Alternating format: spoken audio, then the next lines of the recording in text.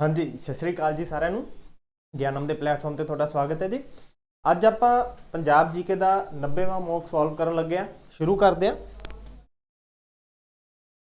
ਪਹਿਲਾ ਕੁਐਸਚਨ ਹੈ which one among the following landforms has been badly dissected by chos। ਹੁਣ ਚੋਏ ਆਪਾਂ ਪੰਜਾਬੀ ਚ ਕਹਿ ਦਿੰਦੇ ਆ, ਚੋਏ ਚੱਲਦੇ ਨੇ। ਇਹ ਕੀ ਹੁੰਦੇ ਨੇ? ਸੀਜ਼ਨਲ ਨਾਲੇ ਹੁੰਦੇ ਨੇ। ਜਦੋਂ ਬਰਸਾਤਾਂ ਆਉਂਦੀਆਂ ਨੇਗੀਆਂ ਤਾਂ ਉਦੋਂ ਪਾਣੀ ਹੈ ਜਿਹੜਾ ਇਹਨਾਂ ਨਾਲਿਆਂ ਦੇ ਵਿੱਚ ਚੱਲਣ ਲੱਗਦਾ ਹੈਗਾ। ਤਾਂ ਇਹ ਦੱਸਣਾ ਹੈਗਾ ਵੀ ਆਪਣਾ ਜਿਹੜਾ ਪੰਜਾਬ ਦਾ ਕਿਹੜਾ ਇਲਾਕਾ ਹੈਗਾ ਜਿਹੜਾ ਇਹ ਚੋਇਆਂ ਦੇ ਨਾਲ ਕਾਫੀ ਜ਼ਿਆਦਾ ਪ੍ਰਭਾਵਿਤ ਹੁੰਦਾ ਜਾਂ ਇਹਦੇ ਨਾਲ ਡਾਇਸੈਕਟਿਡ ਹੁੰਦਾ। ਕੰਡੀ ਏਰੀਆ, ਐਲੂਵੀਅਲ ਪਲੇਨਸ, ਡਿਊਨ ਸਟੱਡੀਡ ਪਲੇਨਸ ਜਾਂ ਆਲ ਆਫ ਦੀ ਅਬਵ। ਹੁਣ ਤੁਹਾਨੂੰ ਇੰਨਾ ਪਤਾ ਜੀ ਕਿ ਆਪਣਾ ਜਿਹੜਾ ਹੈ ਜਿਹੜੇ ਕੰਡੀ ਏਰੀਆਜ਼ ਹੁੰਦੇ ਨੇ, ਕੰਡੀ ਏਰੀਆਜ਼ ਕੀ ਆ ਗਏ ਜਿਹੜੇ ਆਪਣੇ ਪਹਾੜੀ ਇਲਾਕੇ ਦੇ ਸੈਮੀ ਹਿਲੀ ਏਰੀਆਜ਼ ਆ ਜਾਂਦੇ ਨੇਗੇ। ਮਤਲਬ ਜਿਵੇਂ ਆਪਣਾ ਹੁਸ਼ਿਆਰਪੁਰ ਹੋ ਗਿਆ, ਰੋਪੜ ਵਾਲਾ ਏਰੀਆ ਹੋ ਗਿਆ, ਇੱਥੇ ਤੁਹਾਨੂੰ ਪਹਾੜ ਦੇਖਣ ਨੂੰ ਮਿਲਦੇ ਨੇ। ਤਾਂ ਇਹਨਾਂ ਦੇ ਨਾਲ ਕੀ ਹੈ, ਇਹ ਇਹਨਾਂ ਦਾ ਜਿਹੜਾ ਪਹਾੜੀ ਇਲਾਕੇ ਦੇ ਨਾਲ ਏਰੀਆ ਲੱਗਦੇ ਨੇ, ਇਹਨਾਂ ਨੂੰ ਆਪਾਂ ਕੰਡੀ ਏਰੀਆਜ਼ ਕਹਿੰਦੇ ਆ। ਤਾਂ ਜਦੋਂ ਹੁਣ ਇਹ ਨਾਲੇ ਚੱਲਣਗੇ ਤਾਂ ਪਹਾੜੀ ਇਲਾਕੇ ਦੇ ਵਿੱਚੋਂ ਹੀ ਪਾਣੀ ਲੈ ਕੇ ਆਉਣਗੇ। ਤਾਂ ਇਹਦਾ ਆਨਸਰ ਆਪਣਾ ਆਊਗਾ ਜੀ ਕੰਡੀ ਏਰੀਆ, ਕਿਉਂਕਿ ਮੈਦਾਨੀ ਇਲਾਕੇ ਦੇ ਵਿੱਚ ਤਾਂ ਮਤਲਬ ਕਾਫੀ ਘੱਟ ਜਿਹੜੇ ਚੋਏ ਦੇਖਣ ਨੂੰ ਮਿਲਣਗੇ। ਤਾਂ ਇੱਕ ਚੀਜ਼ ਦਾ ਧਿਆਨ ਰੱਖਿਓ ਵੀ ਆਪਣਾ ਜਿਹੜਾ ਪੰਜਾਬ ਦੇ ਆਪਾਂ ਲੈਂਡਫਾਰਮ ਕਰਦੇ ਹੈਗੇ ਵੀ ਪੰਜਾਬ ਦੇ ਲੈਂਡਫਾਰਮਸ ਦੇ ਵਿੱਚੋਂ ਕਿਹੜਾ ਏਰੀਆ ਕਿੱਧਰ ਨੂੰ ਜਾ ਰਿਹਾ ਹੈਗਾ। ਤਾਂ ਕੰਡੀ ਏਰੀਆ ਜਿਹੜਾ ਹੈ ਆਪਣੇ ਜਿਹੜਾ ਪਹਾੜਾਂ ਦੇ ਨਾਲ ਲੱਗਦਾ ਇਲਾਕਾ ਹੁੰਦਾ ਉਹਨੂੰ ਕਹਿੰਦੇ ਨੇ। ਤੇ ਉਹੀ ਇਲਾਕਾ ਜਿਹੜਾ ਹੈ ਆਪਣਾ ਉੱਥੇ ਚੋਇਆਂ ਦੇ ਨਾਲ ਸਭ ਤੋਂ ਜ਼ਿਆਦਾ ਪ੍ਰਭਾਵ ਦੇਖਣ ਨੂੰ ਮਿਲਦਾ ਹੈਗਾ। ਨੈਕਸਟ ਆਇਆ ਜੀ ਆਪਣੇ ਕੋਲੇ which one of the following was fought in the pre Khalsa period of Guru Gobind Singh ji life. ਮਤਲਬ ਕਿ ਹੁਣ ਆਪਾਂ ਨੂੰ ਪਤਾ ਜੀ ਖਾਲਸਾ ਪੰਥ ਦੀ ਸਥਾਪਨਾ ਜਿਹੜੀ ਹੈ ਗੁਰੂ ਗੋਬਿੰਦ ਸਿੰਘ ਜੀ ਨੇ ਕੀਤੀ ਹੈ। ਠੀਕ ਹੈ, ਇਹ 'ਚ ਪੁੱਛਿਆ ਗਿਆ ਖਾਲਸਾ ਪੰਥ ਦੀ ਸਥਾਪਨਾ ਤੋਂ ਪਹਿਲਾਂ ਗੁਰੂ ਜੀ ਦੁਆਰਾ ਕਿਹੜੀ ਯੁੱਧ ਜਾਂ ਕਿਹੜੀ ਲੜਾਈ ਲੜੀ ਗਈ ਹੈ। Battle of Chamkaur, Muktsar, battle of Bhangani ਜਾਂ ਬੈਟਲ ਆਫ ਅਨੰਦਪੁਰ ਸਾਹਿਬ। ਤਾਂ ਇਸ ਦਾ ਹੁਣ ਪਹਿਲੀ ਗੱਲ ਤਾਂ ਸਹੀ ਆਨਸਰ ਆਇਆ ਜੀ ਆਪਣਾ ਬੈਟਲ ਆਫ ਭੰਗਾਣੀ। ਹੁਣ ਬੈਟਲ ਆਫ ਭੰਗਾਣੀ ਦਾ ਕੀ ਹੈ ਤੇ ਹੁਣ ਇਹ ਤੁਹਾਨੂੰ ਪਤਾ ਹੈਗਾ ਇਹ ਯੁੱਧ ਹੋਇਆ ਜੀ ਆਪਣਾ 1688 ਦੇ ਵਿੱਚ। ਇਸ ਤੋਂ ਬਾਅਦ ਹੋਇਆ ਜੀ ਆਪਣਾ battle of first battle of Anandpur Sahib 1700 ਦੇ ਵਿੱਚ। ਮੁਕਤਸਰ ਸਾਹਿਬ ਦੀ ਲੜਾਈ ਹੋਈ, ਪਹਿਲਾਂ ਚਮਕੌਰ ਦੀ ਲੜਾਈ ਹੋਈ ਹੈ ਜੀ 1704 ਦੇ ਵਿੱਚ, ਤੇ ਮੁਕਤਸਰ ਸਾਹਿਬ ਦੀ ਲੜਾਈ ਹੋਈ ਹੈ ਆਪਣੀ 1705 ਦੇ ਵਿੱਚ। ਤੇ ਇੱਥੋਂ ਦੀ ਤੁਸੀਂ ਜਿਹੜਾ ਹੈ ਮਤਲਬ ਇਹ ਕਈ ਵਾਰ ਨਾ ਬੈਟਲਸ ਦਾ ਕ੍ਰੋਨੋਲੋਜੀ ਪੁੱਛ ਲੈਂਦੇ ਨੇ ਵੀ ਸੀਕੁਐਂਸ 'ਚ ਅਰੇਂਜ ਕਰੋ, ਪਹਿਲਾਂ ਕਿਹੜੀ ਹੋਈ ਹੈ ਬਾਅਦ ਦੇ ਵਿੱਚ ਕਿਹੜੀ ਹੋਈ ਹੈ। ਤਾਂ ਇੱਥੋਂ ਦੀ ਵੀ ਤੁਸੀਂ ਇਹਦਾ ਆਨਸਰ ਲਗਾ ਸਕਦੇ ਹੋ। ਨੈਕਸਟ ਆਇਆ in the battle of Mudki Sikh forces were led by dash while the British forces were led by dash। Lal Singh Hugh Gough, Teja Singh James Scott, Lal Singh John McCaskill, Tej Singh and Henry Hardinge. ਇਹਦੇ ਵਿੱਚੋਂ ਪੁੱਛਿਆ ਕੀ ਗਿਆ ਜੀ ਹੁਣ ਆਪਾਂ ਜਦੋਂ ਐਂਗਲੋ ਸਿੱਖ ਵੋਰਸ ਦੀ ਵਾਲੇ ਗੱਲ ਕਰਦੇ ਹੈਗੇ ਆ, ਐਂਗਲੋ ਸਿੱਖ ਯੁੱਧਾਂ ਦੀ ਗੱਲ ਕਰਦੇ ਹੈਗੇ ਆ, ਇਹ ਆਪਣੇ ਦੋ ਐਂਗਲੋ ਸਿੱਖ ਵੋਰ ਹੋਈਆਂ ਨੇਗੀਆਂ। ਹੁਣ ਫਸਟ ਐਂਗਲੋ ਸਿੱਖ ਵੋਰ ਵੇਲੇ ਜਿਹੜਾ ਹੈ ਬੈਟਲ ਆਫ ਮੁਦਕੀ ਹੋਈ ਹੈਗੀ ਹੈ। ਤਾਂ ਬੈਟਲ ਆਫ ਮੁਦਕੀ ਦੇ ਵਿੱਚ ਪੁੱਛਿਆ ਗਿਆ ਵੀ ਅੰਗਰੇਜ਼ੀ ਫੌਜ ਦੀ ਅਗਵਾਈ ਕਿਹਨੇ ਕੀਤੀ ਸੀ ਤੇ ਸਿੱਖ ਫੋਰਸਿਸ ਦੀ ਅਗਵਾਈ ਕਿਹੜੇ ਬੰਦੇ ਨੇ ਕੀਤੀ ਹੈਗੀ ਹੈ। ਤਾਂ ਇਹਦਾ ਆਨਸਰ ਹੈ ਜੀ ਆਪਣਾ ਪਹਿਲਾ ਤਾਂ ਲਾਲ ਸਿੰਘ ਐਂਡ ਹਿਊਜ ਗਫ। ਹੁਣ ਇਹਦੇ ਵਿੱਚ ਕੀ ਹੈ, ਪਹਿਲਾਂ ਤਾਂ ਬੈਟਲਸ ਦੇ ਨਾਮ ਥੋੜੇ ਜਿਹੇ ਕਰ ਲਈਏ। ਬੈਟਲ ਆਫ ਮੁਦਕੀ ਹੋ ਗਈ, ਫਿਰੋਜ਼ ਸ਼ਹਿਰ ਹੋ ਗਈ, ਫਿਰੋਜ਼ ਸ਼ਹਿਰ। तीसरी आई बद्दोवाल,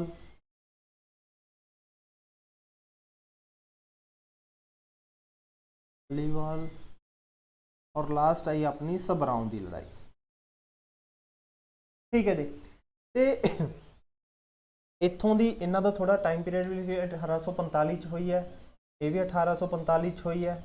बाकी दियां जिहड़ियां हैगे ने सारियां अपनियां 1846 दे विच होईयां ने। ਤੇ ਇੱਕ ਚੀਜ਼ ਹੋਰ ਹੁਣ ਇਹ ਵੀ ਪੁੱਛਦੇ ਨੇਗੇ ਵੀ ਫਸਟ ਐਂਗਲੋ ਸਿੱਖ ਵੋਰਸ ਦੇ ਵਿੱਚ ਜਿਹੜਾ ਹੈ ਕਿਹੜੀ ਬੈਟਲ ਸੀ ਜਿਹਦੇ ਵਿੱਚ ਕੀ ਹੈ ਅੰਗਰੇਜ਼ਾਂ ਦੀ ਹਾਰ ਹੋਈ ਸੀ ਤੇ ਸਿੱਖਾਂ ਦੀ ਜਿੱਤ ਹੋਈ ਹੈਗੀ ਹੈ। ਤਾਂ ਫਸਟ ਐਂਗਲੋ ਸਿੱਖ ਵੋਰ ਦੇ ਵਿੱਚ ਇੱਕ ਬੈਟਲ ਹੀ ਹੈ ਜੀ ਐਸੀ ਜਿਹਦੇ ਵਿੱਚ ਆਪਣੇ ਸਿੱਖ ਫੋਰਸਿਸ ਦੀ ਜਿੱਤ ਹੋਈ ਸੀ, ਉਹ ਸੀ ਬੈਟਲ ਆਫ ਬੱਦੋਵਾਲ। ਚਾਹੇ ਬੱਦੋਵਾਲ ਤੋਂ ਐ ਯਾਦ ਰੱਖ ਲਓ ਵੀ ਅੰਗਰੇਜ਼ਾਂ ਦੇ ਆਪਾਂ ਨੇ ਬੋਦੇ ਪੱਟੇ ਸੀ ਤਾਂ ਬੋਦੇ ਪੱਟਣ ਤੋਂ ਬੱਦੋਵਾਲ ਹੋ ਸਕਦਾ, ਜਾਂ ਇੱਦਾਂ ਰੱਖ ਲਓ ਵੀ ਜਿਹੜੀ ਵਿਚਾਲੇ ਵਾਲੀ ਲੜਾਈ ਹੈ ਮਤਲਬ ਇੱਧਰੋਂ ਦੀ ਚਾਹੇ ਛੱਡ ਦੋ ਚਾਹੇ ਇੱਧਰੋਂ ਦੀ ਆ ਜਾਓ, ਤਾਂ ਵਿਚਾਲੇ ਵਾਲੀ ਲੜਾਈ ਹੈ ਜਿਹੜੀ ਉਹਦੇ ਵਿੱਚ ਆਪਾਂ ਨੇ ਜਿਹੜਾ ਹੈ ਇਹਨਾਂ ਨੂੰ ਹਰਾਇਆ ਸੀਗਾ। ਤੇ ਲਾਲ ਸਿੰਘ ਸੀਗੇ ਇਹਦੇ ਵਿੱਚ ਆ ਜਾਂਦੇ ਨੇ ਲਾਲ ਸਿੰਘ, ਹੋ ਰਿਹਾ ਕਲਰ ਚੇਂਜ ਕਰੀਏ ਜੀ, ਲਾਲ ਸਿੰਘ ਐਂਡ ਤੇਜਾ ਸਿੰਘ। ਤੇ ਥਰਡ ਬੈਟਲ ਦੇ ਵਿੱਚ ਆਉਂਦੇ ਨੇ ਜੀ ਆਪਣੇ ਕੋਲੇ ਰਣਜੋਧ ਸਿੰਘ ਮਜੀਠੀਆ,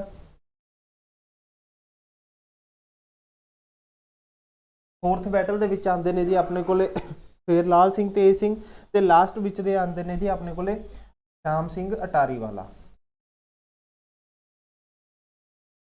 ਠੀਕ ਹੈ ਜੀ। ਔਰ ਇੱਕ ਤੁਹਾਨੇ ਕਮੈਂਟ ਕਰਕੇ ਦੱਸਣਾ ਹੈਗਾ ਵੀ ਫਸਟ ਐਂਗਲੋ ਸਿੱਖ ਵਾਰ ਵੇਲੇ ਜਿਹੜਾ ਇੰਡੀਆ ਦਾ ਗਵਰਨਰ ਜਨਰਲ ਸੀ ਉਹ ਕਿਹੜਾ ਬੰਦਾ ਸੀਗਾ। ਠੀਕ ਹੈ ਜੀ। ਤੇ ਇਹਦੇ ਨਾਲ ਹੀ ਜਿਹੜਾ ਹੈ ਆਪਣਾ ਇਸ ਤੋਂ ਇਲਾਵਾ ਇਹ ਵੀ ਕੁਐਸਚਨ ਆ ਜਾਂਦਾ ਵੀ ਆਪਣੀ ਹੋਰ ਬੈਟਲ ਦੇ ਵਿੱਚ ਜਿਹੜਾ ਹੈ ਕਿਹੜੇ ਕਿਹੜੇ ਅੰਗਰੇਜ਼ੀ ਬੰਦੇ ਇਹਨਾਂ ਦੇ ਅਗੇਂਸਟ ਲੜ ਰਹੇ ਸੀਗੇ। ਇਹਦੇ ਵਿੱਚ ਵੀ ਲਾਲ ਸਿੰਘ ਤੇ ਤੇਜ ਸਿੰਘ ਤੇ ਹਿਊਜ ਗਫਟ ਜਿਹੜੇ ਨੇਗੇ, ਹਿਊਜ ਗਫਟ ਆ ਗਏ ਜੀ ਆਪਣੇ ਪਹਿਲੀ ਬੈਟਲ ਦੇ ਵਿੱਚ। ਤੇ ਇਸ ਤੋਂ ਬਾਅਦ ਆਉਂਦੇ ਨੇਗੇ ਹਿਊਜ ਗਫ ਇਹਦੇ ਵਿੱਚ ਵੀ ਰਹੇ ਤੇ ਇਹਨਾਂ ਦੇ ਨਾਲ ਆ ਗਏ ਹੈਨਰੀ ਹਾਰਡਿੰਗ। ਤੀਸਰੇ ਨੰਬਰ ਤੇ ਆਏ ਜੀ ਇਹਦੇ ਵਿੱਚ ਆ ਗਏ ਹੈਨਰੀ ਸਮਿਥ। ਤੇ ਜਿਹੜੀ ਆਪਣੀ ਲਾਸਟ ਬੈਟਲ ਹੁੰਦੀ ਹੈਗੀ ਆ ਹੈਨਰੀ ਸਮਿਥ ਚੌਥੀ ਚ ਵੀ ਰਹੇ ਨੇ ਜੀ, ਪੰਜਵੀਂ ਦੇ ਵਿੱਚ ਫੇਰ ਇਹੀ ਬੰਦੇ ਆ ਗਏ ਨੇਗੇ। ਤਾਂ ਇਹ ਤੁਹਾਡੇ ਕੋਲ ਇੱਕ ਰਫ ਜਿਹਾ ਚਾਰਟ ਤਿਆਰ ਹੋ ਗਿਆ, ਤੁਸੀਂ ਇਹਨੇ ਤੋਂ ਵੀ ਰਿਵਾਈਜ਼ ਕਰ ਸਕਦੇ ਹੈਗੇ ਹੋ। ਨੈਕਸਟ ਚੱਲਦੇ ਹਾਂ ਜੀ, who among the following founded the Nirankari movement in Punjab. ਹੁਣ ਨਿਰੰਕਾਰੀ ਮੂਵਮੈਂਟ ਕੀ ਹੈ ਜੀ, ਜਿਵੇਂ ਆਪਾਂ ਨੂੰ ਤੁਹਾਨੂੰ ਪਤਾ ਹੈਗਾ ਆਪਣਾ ਜਿਹੜਾ ਕਲਚਰ ਹੈ ਸਿੱਖ ਇਤਿਹਾਸ ਹੈ ਉਹਦੇ ਵਿੱਚ ਆਪਾਂ ਕਹਿੰਦੇ ਹਾਂ ਨਿਰੰਕਾਰ ਪਰਮਾਤਮਾ ਦੀ ਪੂਜਾ ਨਿਰੰਕਾਰ ਦੇ ਰੂਪ ਵਿੱਚ ਕੀਤੀ ਜਾਂਦੀ ਹੈ। ਤਾਂ ਸਿੱਖ ਧਰਮ ਨੂੰ ਉਹਦੀਆਂ ਓਰੀਜਨਲ ਟੀਚਿੰਗਸ ਵੱਲ ਲੈ ਕੇ ਜਾਇਆ ਜਾ ਸਕੇ ਤਾਂ ਕੀ ਹੈ ਇੱਕ ਪਰਸਨ ਨੇ ਜਿਹੜੇ ਉਹ ਕੀ ਕਰਦੇ ਨੇ ਨਿਰੰਕਾਰੀ ਮੂਵਮੈਂਟ ਦੀ ਸ਼ੁਰੂਆਤ ਕਰਦੇ ਨੇ। ਤਾਂ ਉਹ ਪੁੱਛਿਆ ਗਿਆ ਕਿਹੜੇ ਪਰਸਨ ਨੇ ਸ਼ੁਰੂ ਕੀਤਾ ਜੀ, ਤਾਂ ਇਹਦਾ ਆਨਸਰ ਹੋਇਆ ਆਪਣਾ ਬਾਬਾ ਦਿਆਲ ਦਾਸ। ਠੀਕ ਹੈ ਜੀ। ਨੈਕਸਟ ਹੈ ਵਿਚ of the following is referred as area off white gold and which is a dash modified crop. ਮਤਲਬ ਕਿ ਪੰਜਾਬ ਦਾ ਕਿਹੜਾ ਜ਼ਿਲ੍ਹਾ ਜਿਹੜਾ ਹੈ ਜਿਹਨੂੰ ਆਪਾਂ ਸਿਟੀ ਆਫ ਵਾਈਟ ਗੋਲਡ ਵੀ ਕਹਿੰਦੇ ਆ ਤੇ ਉੱਥੇ ਜਿਹੜੀ ਫਸਲ ਯੂਜ਼ ਕੀਤੀ ਜਾਂਦੀ ਹੈ ਉਹ ਮੋਡੀਫਾਈਡ ਕਰੋਪ ਹੈਗੀ ਹੈ। ਕਿਹੜੀ ਕਰੋਪ ਹੈਗੀ ਹੈ? ਤਾਂ ਪਹਿਲਾਂ ਤਾਂ ਤੁਹਾਨੂੰ ਪਤਾ ਜੀ ਪੰਜਾਬ ਦਾ ਜਿਹੜਾ ਹੈ ਮਾਨਸਾ ਜ਼ਿਲ੍ਹਾ, ਇਹਨੂੰ ਆਪਾਂ ਸਿਟੀ ਆਫ ਵਾਈਟ ਗੋਲਡ ਵੀ ਕਹਿੰਦੇ ਆ। ਤੇ ਇੱਥੇ ਜਿਹੜਾ ਹੈ ਆਪਣਾ ਕਿ ਆਪਣਾ ਮਾਨਸਾ ਜ਼ਿਲ੍ਹਾ ਜਿਹੜਾ ਹੈ, ਮਾਨਸਾ ਦੇ ਵਿੱਚ ਆਪਣੇ ਇਹਨੂੰ ਸਿਟੀ ਆਫ ਵਾਈਟ ਗੋਲਡ ਵੀ ਕਹਿੰਦੇ ਨੇ ਕਿਉਂਕਿ ਇੱਥੇ ਨਰਮੇ ਦੀ ਜਾਂ ਕਪਾਹ ਦੀ ਖੇਤੀ ਕਾਫੀ ਜ਼ਿਆਦਾ ਹੁੰਦੀ ਹੈਗੀ ਹੈ। ਤੇ ਜਿਹੜੇ ਉਹਦੇ ਵਿੱਚ ਬੀਜ ਯੂਜ਼ ਕੀਤੇ ਜਾਂਦੇ ਨੇ ਉਹ ਹੁੰਦੇ ਨੇ ਜੀ genetically modified crops, GM crops ਜਿਨ੍ਹਾਂ ਨੂੰ ਆਪਾਂ ਕਹਿ ਦਿੰਦੇ ਹਾਂ, ਜਿਹਦੇ ਵਿੱਚ ਆਪਾਂ ਬਾਇਓਟੈਕਨੋਲੋਜੀ ਦੇ ਨਾਲ ਜਿਹੜਾ ਹੈ ਥੋੜੇ ਬਹੁਤੇ ਚੇਂਜਸ ਕੀਤੇ ਹੁੰਦੇ ਨੇ। ਨੈਕਸਟ ਹੈ the foundation stone of Golden Temple was laid by the foundation stone of Durgiana Mandir was laid ਬਾय। ਮਤਲਬ ਕਿ ਗੁਰੂ ਹਰਮੰਦਰ ਸਾਹਿਬ ਦਾ ਨੀਂਹ ਪੱਥਰ ਕਿਹੜੇ ਬੰਦੇ ਨੇ ਰੱਖਿਆ ਜੀ ਜਾਂ ਕਿਹੜੇ ਸ਼ਖਸੀਅਤ ਨੇ ਰੱਖਿਆ, ਤੇ ਦੁਰਗਿਆਨਾ ਮੰਦਿਰ ਦਾ ਜਿਹੜਾ ਹੈ ਨੀਂਹ ਪੱਥਰ ਜਾਂ ਫਾਊਂਡੇਸ਼ਨ ਸਟੋਨ ਕਿਹਨਾਂ ਨੇ ਰੱਖਿਆ ਹੈਗਾ। ਤਾਂ ਇਹਦਾ ਆਨਸਰ ਆਇਆ ਜੀ, ਇਹ ਤੁਹਾਨੂੰ ਪਤਾ ਹੈਗਾ ਹੁਣ ਸਾਈਂ ਮੀਆਂ ਮੀਰ ਜੀ ਨੇ ਜਿਹੜਾ ਹੈ ਜੀ ਆਪਣਾ ਗੋਲਡਨ ਟੈਂਪਲ ਦਾ ਫਾਊਂਡੇਸ਼ਨ ਸਟੋਨ ਰੱਖਿਆ ਹੈਗਾ। ਸਾਈਂ ਮੀਆਂ ਮੀਰ ਜੀ ਨੇ ਰੱਖਿਆ ਜੀ ਆਪਣਾ ਗੋਲਡਨ ਟੈਂਪਲ ਦਾ ਫਾਊਂਡੇਸ਼ਨ ਸਟੋਨ, ਤੇ ਮਦਨ ਮੋਹਨ ਮਾਲਵੀਆ ਨੇ ਰੱਖਿਆ ਜੀ ਦੁਰਗਿਆਨਾ ਟੈਂਪਲ ਦਾ। ਹੁਣ ਇਹਨਾਂ ਦਾ ਵੀ ਇੱਕ ਵਾਰ ਸਾਲ ਥੋੜਾ ਜਿਹਾ ਧਿਆਨ ਚ ਰੱਖਿਓ ਜੀ, 1588 ਦੇ ਵਿੱਚ ਤਾਂ ਜਿਹੜਾ ਹੈ ਸਾਈਂ ਮੀਆਂ ਮੀਰ ਜੀ ਨੇ ਇਹਦਾ ਨੀਂਹ ਪੱਥਰ ਰੱਖਿਆ ਸੀਗਾ। ਤੇ ਆਪਣਾ ਜਿਹੜਾ ਹੈ 1925 ਦੇ ਵਿੱਚ ਮਦਨ ਮੋਹਨ ਮਾਲਵੀਆ ਨੇ ਜਿਹੜਾ ਹੈ ਜੀ ਇਹ ਆਪਣੇ ਦੁਰਗਿਆਨਾ ਟੈਂਪਲ ਦਾ ਨੀਂਹ ਪੱਥਰ ਰੱਖਿਆ ਗਿਆ। 7 ਅਕਤੂਬਰ ਬੇਸਿਕਲੀ ਐਗਜ਼ੈਕਟ ਡੇਟ ਆ ਜਾਂਦੀ ਹੈਗੀ ਹੈ, ਬਟ ਉਹ ਦੁਸ਼ਹਿਰੇ ਦੇ ਦਿਨ ਹੀ ਜਿਹੜਾ ਹੈ ਇਹਦਾ ਨੀਂਹ ਪੱਥਰ ਰੱਖਿਆ ਗਿਆ ਸੀਗਾ। ਨੈਕਸਟ ਹੈ ਪੌਂਚੀਆਂ, kangan, banka, gajra are the ornaments used by the women of Punjab. ਮਤਲਬ ਕਿ ਇਹ ਜਿਹੜੇ ਗਹਿਣੇ ਨੇ ਪੰਜਾਬ ਦੇ ਔਰਤਾਂ ਜਿਹੜੀਆਂ ਨੇਗੀਆਂ ਫੀਮੇਲਸ ਉਹਨਾਂ ਦੁਆਰਾ ਯੂਜ਼ ਕੀਤੇ ਜਾਂਦੇ ਨੇ। ਥੀਸ ਆਰ ਮਤਲਬ ਇਹ ਕਿਹੜੇ ਤਰ੍ਹਾਂ ਦੇ ਗਹਿਣੇ ਨੇ, ਪੈਰਾਂ ਵਾਲੇ ਗਹਿਣੇ ਨੇ, ਹੱਥਾਂ ਵਾਲੇ ਨੇਗੇ, ਬ੍ਰੈਸਲੇਟ ਮਤਲਬ ਆਪਣੇ ਗੁੱਟ ਚ ਪਾਉਣ ਵਾਲੇ ਨੇ ਜਾਂ ਨੈਕਲੇਸ ਨੇਗੇ। ਤਾਂ ਹੁਣ ਇੱਥੋਂ ਦੀ ਤੁਹਾਨੂੰ ਪਤਾ ਜੀ ਜਿਹੜੇ ਇੱਥੋਂ ਦੀ ਇੱਕ ਚੀਜ਼ ਦਾ ਆਈਡੀਆ ਲੱਗ ਗਿਆ, ਜਿਹੜੇ ਕੰਗਨ ਹੁੰਦੇ ਨੇ, ਕੰਗਨ ਆਪਾਂ ਹੱਥਾਂ 'ਚ ਪਾਉਂਦੇ ਹੈਗੇ ਆ, ਤਾਂ ਹੱਥਾਂ ਵਾਲਾ ਗਹਿਣਾ ਕਿਹੜਾ ਹੋਊਗਾ ਆਪਣਾ ਬ੍ਰੈਸਲੇਟ ਹੋਊਗਾ। ਤਾਂ ਇਹਦਾ ਆਨਸਰ ਕੀ ਹੋਇਆ ਆਪਣਾ ਬ੍ਰੈਸਲੇਟਸ। ਨੈਕਸਟ ਆਇਆ the longest irrigation canal in Punjab India is dash and the longest canal in Punjab is dash. ਮਤਲਬ ਭਾਰਤ ਦੀ ਸਭ ਤੋਂ ਲੰਬੀ ਕਨਾਲ ਕਿਹੜੀ ਹੈਗੀ ਹੈ ਤੇ ਪੰਜਾਬ ਦੀ ਸਭ ਤੋਂ ਲੰਬੀ ਕਨਾਲ ਕਿਹੜੀ ਹੈਗੀ ਹੈ। ਹੁਣ ਤੁਹਾਨੂੰ ਪਤਾ ਹੈ ਜੀ ਇੰਦਰਾ ਗਾਂਧੀ ਕਨਾਲ ਹੈ ਜਿਹੜੀ ਉਹ ਆਪਣੀ ਇੰਡੀਆ ਦੀ ਸਭ ਤੋਂ ਲੰਬੀ ਕਨਾਲ ਹੈਗੀ ਹੈ, ਤੇ ਭਾਖੜਾ ਕਨਾਲ ਹੈ ਜਿਹੜੀ ਇਹ ਪੰਜਾਬ ਦੀ ਹੈਗੀ ਹੈ। ਹੁਣ ਭਾਖੜਾ ਕਨਾਲ ਦਾ ਤੁਹਾਨੂੰ ਪੁੱਛ ਸਕਦੇ ਨੇ ਕਿਹੜੇ ਦਰਿਆ ਤੇ ਹੈ, ਤਾਂ ਹੁਣ ਤੁਹਾਨੂੰ ਪਤਾ ਹੈਗਾ ਭਾਖੜਾ ਡੈਮ ਕਿਹੜੇ ਰਿਵਰ ਤੇ ਬਣਿਆ, ਸਤਲੁਜ ਰਿਵਰ ਤੇ ਬਣਿਆ ਹੈਗਾ। ਤਾਂ ਭਾਖੜਾ ਕਨਾਲ ਵੀ ਉੱਥੋਂ ਹੀ ਨਿਕਲ ਉਹੀ ਮਤਲਬ ਭਾਖੜਾ ਉਹਦੇ ਨਾਮ ਤੋਂ ਹੀ ਡਰਾਈਵ ਹੋਏਗਾ। ਤਾਂ ਇਹੀ ਚੀਜ਼ ਆਨਸਰ ਆ ਗਈ ਜੀ। ਨੈਕਸਟ ਹੈ according to the list published by national disaster management authority which of the following group of selected cities of Punjab fall under seismic zone 4। ਹੁਣ ਪਹਿਲੀ ਗੱਲ ਕੀ ਹੈ ਜੀ, ਸਿਸਮਿਕ ਜ਼ੋਨ ਕਿਹੜੇ ਹੁੰਦੇ ਨੇ, ਇਹਦੇ ਵਿੱਚ ਕੀ ਹੈ ਨਾ ਆਪਾਂ ਸ਼ਹਿਰਾਂ ਦੀ ਜਾਂ ਕਿਸੇ ਏਰੀਆ ਦੀ ਵੰਡ ਕਰਦੇ ਹੈਗੇ ਆ ਵੀ ਉੱਥੇ ਜਿਹੜਾ ਹੈ ਭੂਚਾਲ ਆਉਣ ਦੀ ਕਿੰਨੇ ਚਾਂਸਿਸ ਨੇਗੇ। ਸਿਸਮਿਕ ਜ਼ੋਨ ਬੇਸਿਕਲੀ ਅਰਥਕੁਏਕ ਪ੍ਰੋਨ ਏਰੀਆਜ਼ ਹੁੰਦੇ ਨੇ, ਉਹਨਾਂ ਦੀ ਵੰਡ ਕਰਨ ਲਈ ਕੀਤਾ ਜਾਂਦਾ ਹੈਗਾ। ਤਾਂ ਹੁਣ ਸਿਸਮਿਕ ਜ਼ੋਨ 4 ਹੈ ਜਿਹੜਾ ਪੰਜਾਬ ਦੇ ਵਿੱਚ, ਇਹਦੇ ਕਿਹੜੇ ਸ਼ਹਿਰ ਆਉਂਦੇ ਨੇਗੇ? ਇਹਦਾ ਆਨਸਰ ਆਊਗਾ ਜੀ ਆਪਣਾ option number C Amritsar, Jalandhar and Ludhiana. Next ਹੈ ਜੀ Masand pratha to collect money for religious purpose was started by. Masand ਪ੍ਰਥਾ ਜਿਹੜੀ ਹੈ ਇਹ ਕਿਹੜੇ ਗੁਰੂ ਜੀ ਦੁਆਰਾ ਸਟਾਰਟ ਕੀਤੀ ਗਈ ਸੀਗੀ? ਗੁਰੂ ਰਾਮਦਾਸ ਜੀ, ਗੁਰੂ ਨਾਨਕ ਦੇਵ ਜੀ, ਗੁਰੂ ਅੰਗਦ ਦੇਵ ਜੀ ਜਾਂ ਗੁਰੂ ਅਮਰਦਾਸ ਜੀ? ਹੁਣ ਇਹਦਾ ਸਹੀ ਆਨਸਰ ਹੈ ਜੀ ਪਹਿਲਾਂ ਤਾਂ ਗੁਰੂ ਰਾਮਦਾਸ ਜੀ। ਮਸੰਦ ਪ੍ਰਥਾ ਸ਼ੁਰੂ ਕਰਨ ਦਾ ਪਰਪਸ ਕੀ ਸੀ ਜੀ? ਕਿਉਂਕਿ ਤੁਹਾਨੂੰ ਪਤਾ ਹੈ ਕਿ ਗੁਰੂ ਰਾਮਦਾਸ ਜੀ ਦੇ ਟਾਈਮ ਤੇ ਹੀ ਜਿਹੜਾ ਹੈ ਆਪਣੇ ਕੰਸਟਰਕਸ਼ਨ ਹੈ ਜਿਹੜੀ ਵੱਡੇ ਪੱਧਰ ਤੇ ਸ਼ੁਰੂ ਹੁੰਦੀ ਹੈਗੀ। ਹੁਣ ਕੰਸਟਰਕਸ਼ਨ ਕਰਵਾਉਣੀ ਹੈਗੀ ਤਾਂ ਆਪਾਂ ਨੂੰ ਪੈਸੇ ਦੀ ਜ਼ਰੂਰਤ ਹੋਏਗੀ, ਤਾਂ ਇਹਨਾਂ ਨੇ ਜਿਹੜਾ ਹੈ ਮਸੰਦ ਪ੍ਰਥਾ ਦੀ ਸ਼ੁਰੂਆਤ ਕੀਤੀ ਹੈਗੀ ਹੈ। ਹੁਣ ਜੇ ਇਦਾਂ ਅਜੇ ਮਸੰਦ ਪ੍ਰਥਾ ਕਿਹੜੇ ਗੁਰੂ ਜੀ ਦੁਆਰਾ ਖਤਮ ਕੀਤੀ ਗਈ ਹੈ ਤਾਂ ਉਹਦਾ ਆਨਸਰ ਆਊਗਾ ਜੀ ਆਪਣਾ ਗੁਰੂ ਗੋਬਿੰਦ ਸਿੰਘ ਜੀ।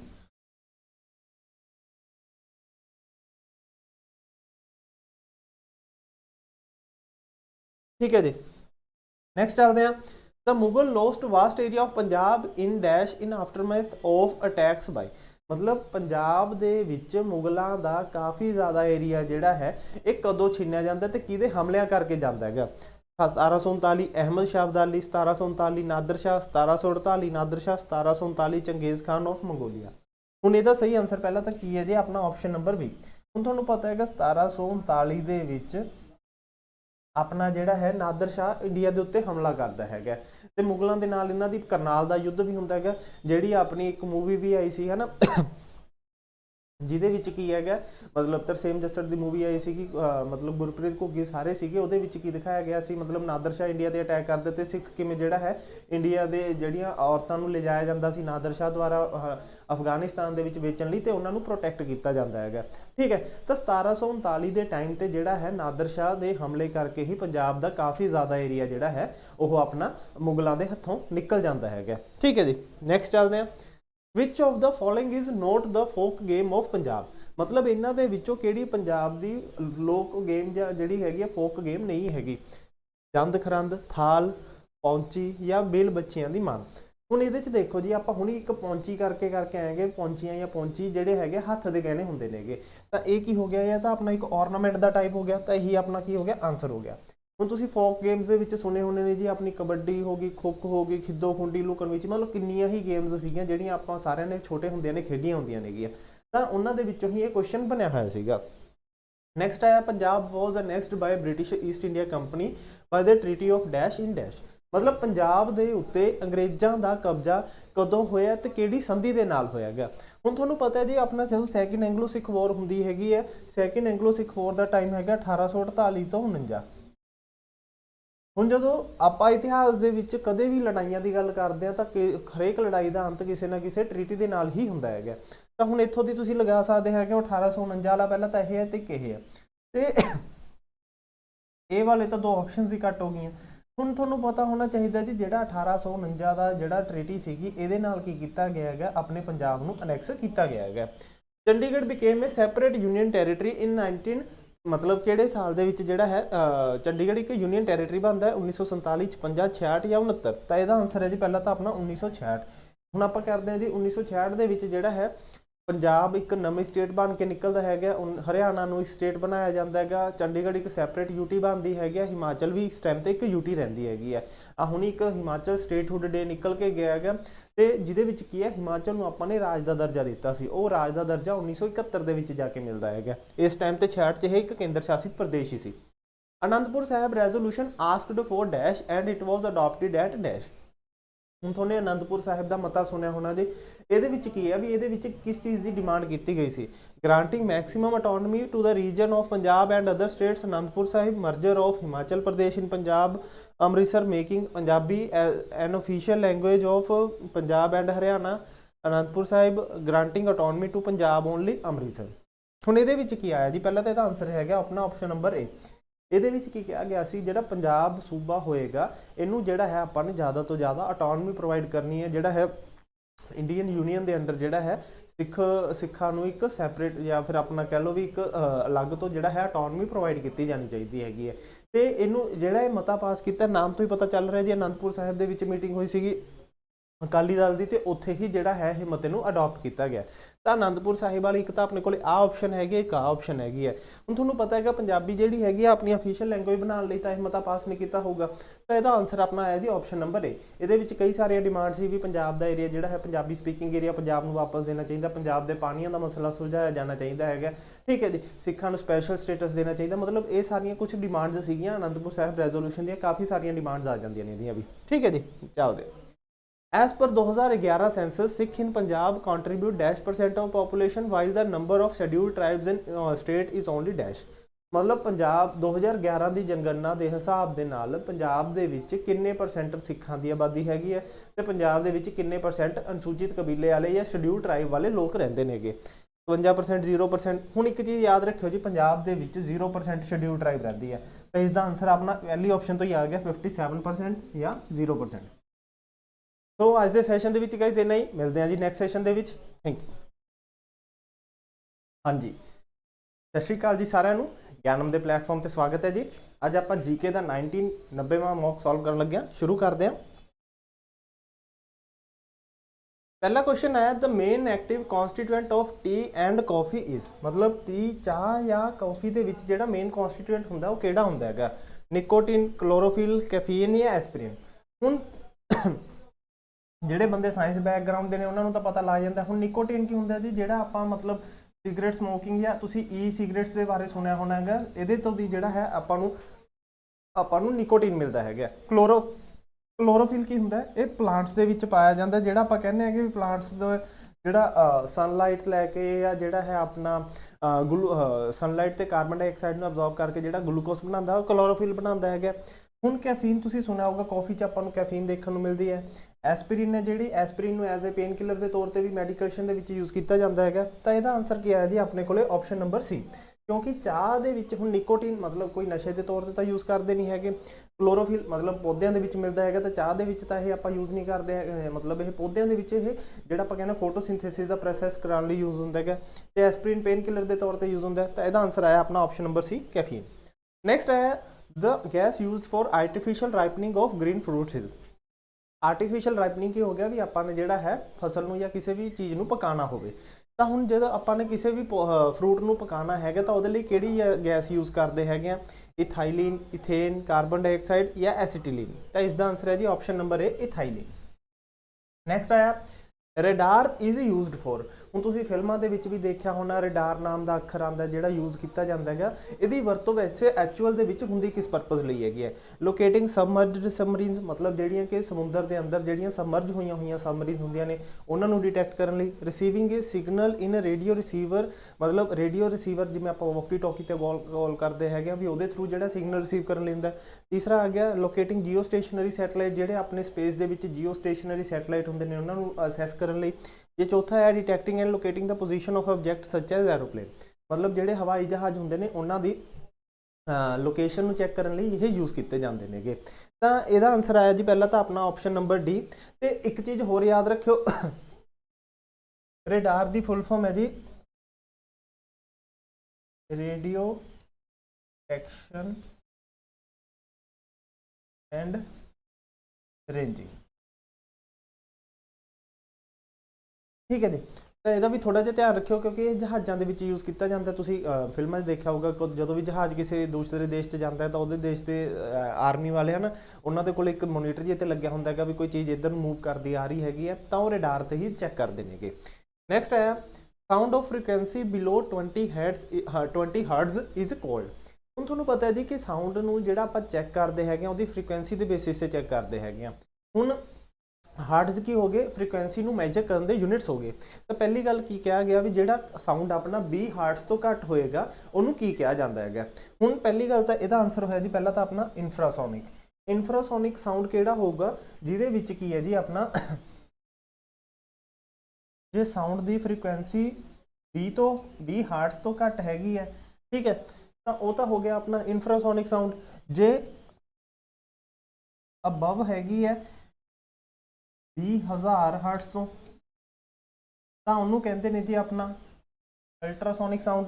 ਤੇ ਇਹਨਾਂ ਦੇ ਵਿੱਚ ਜੇ ਕਿਤੇ ਲਾਈ ਕਰਦੀ ਹੋਊਗੀ ਉਹਨੂੰ ਕਹਿੰਦੇ ਨੇ ਆਪਣਾ ਸੋਨਿਕ ਸਾਊਂਡ।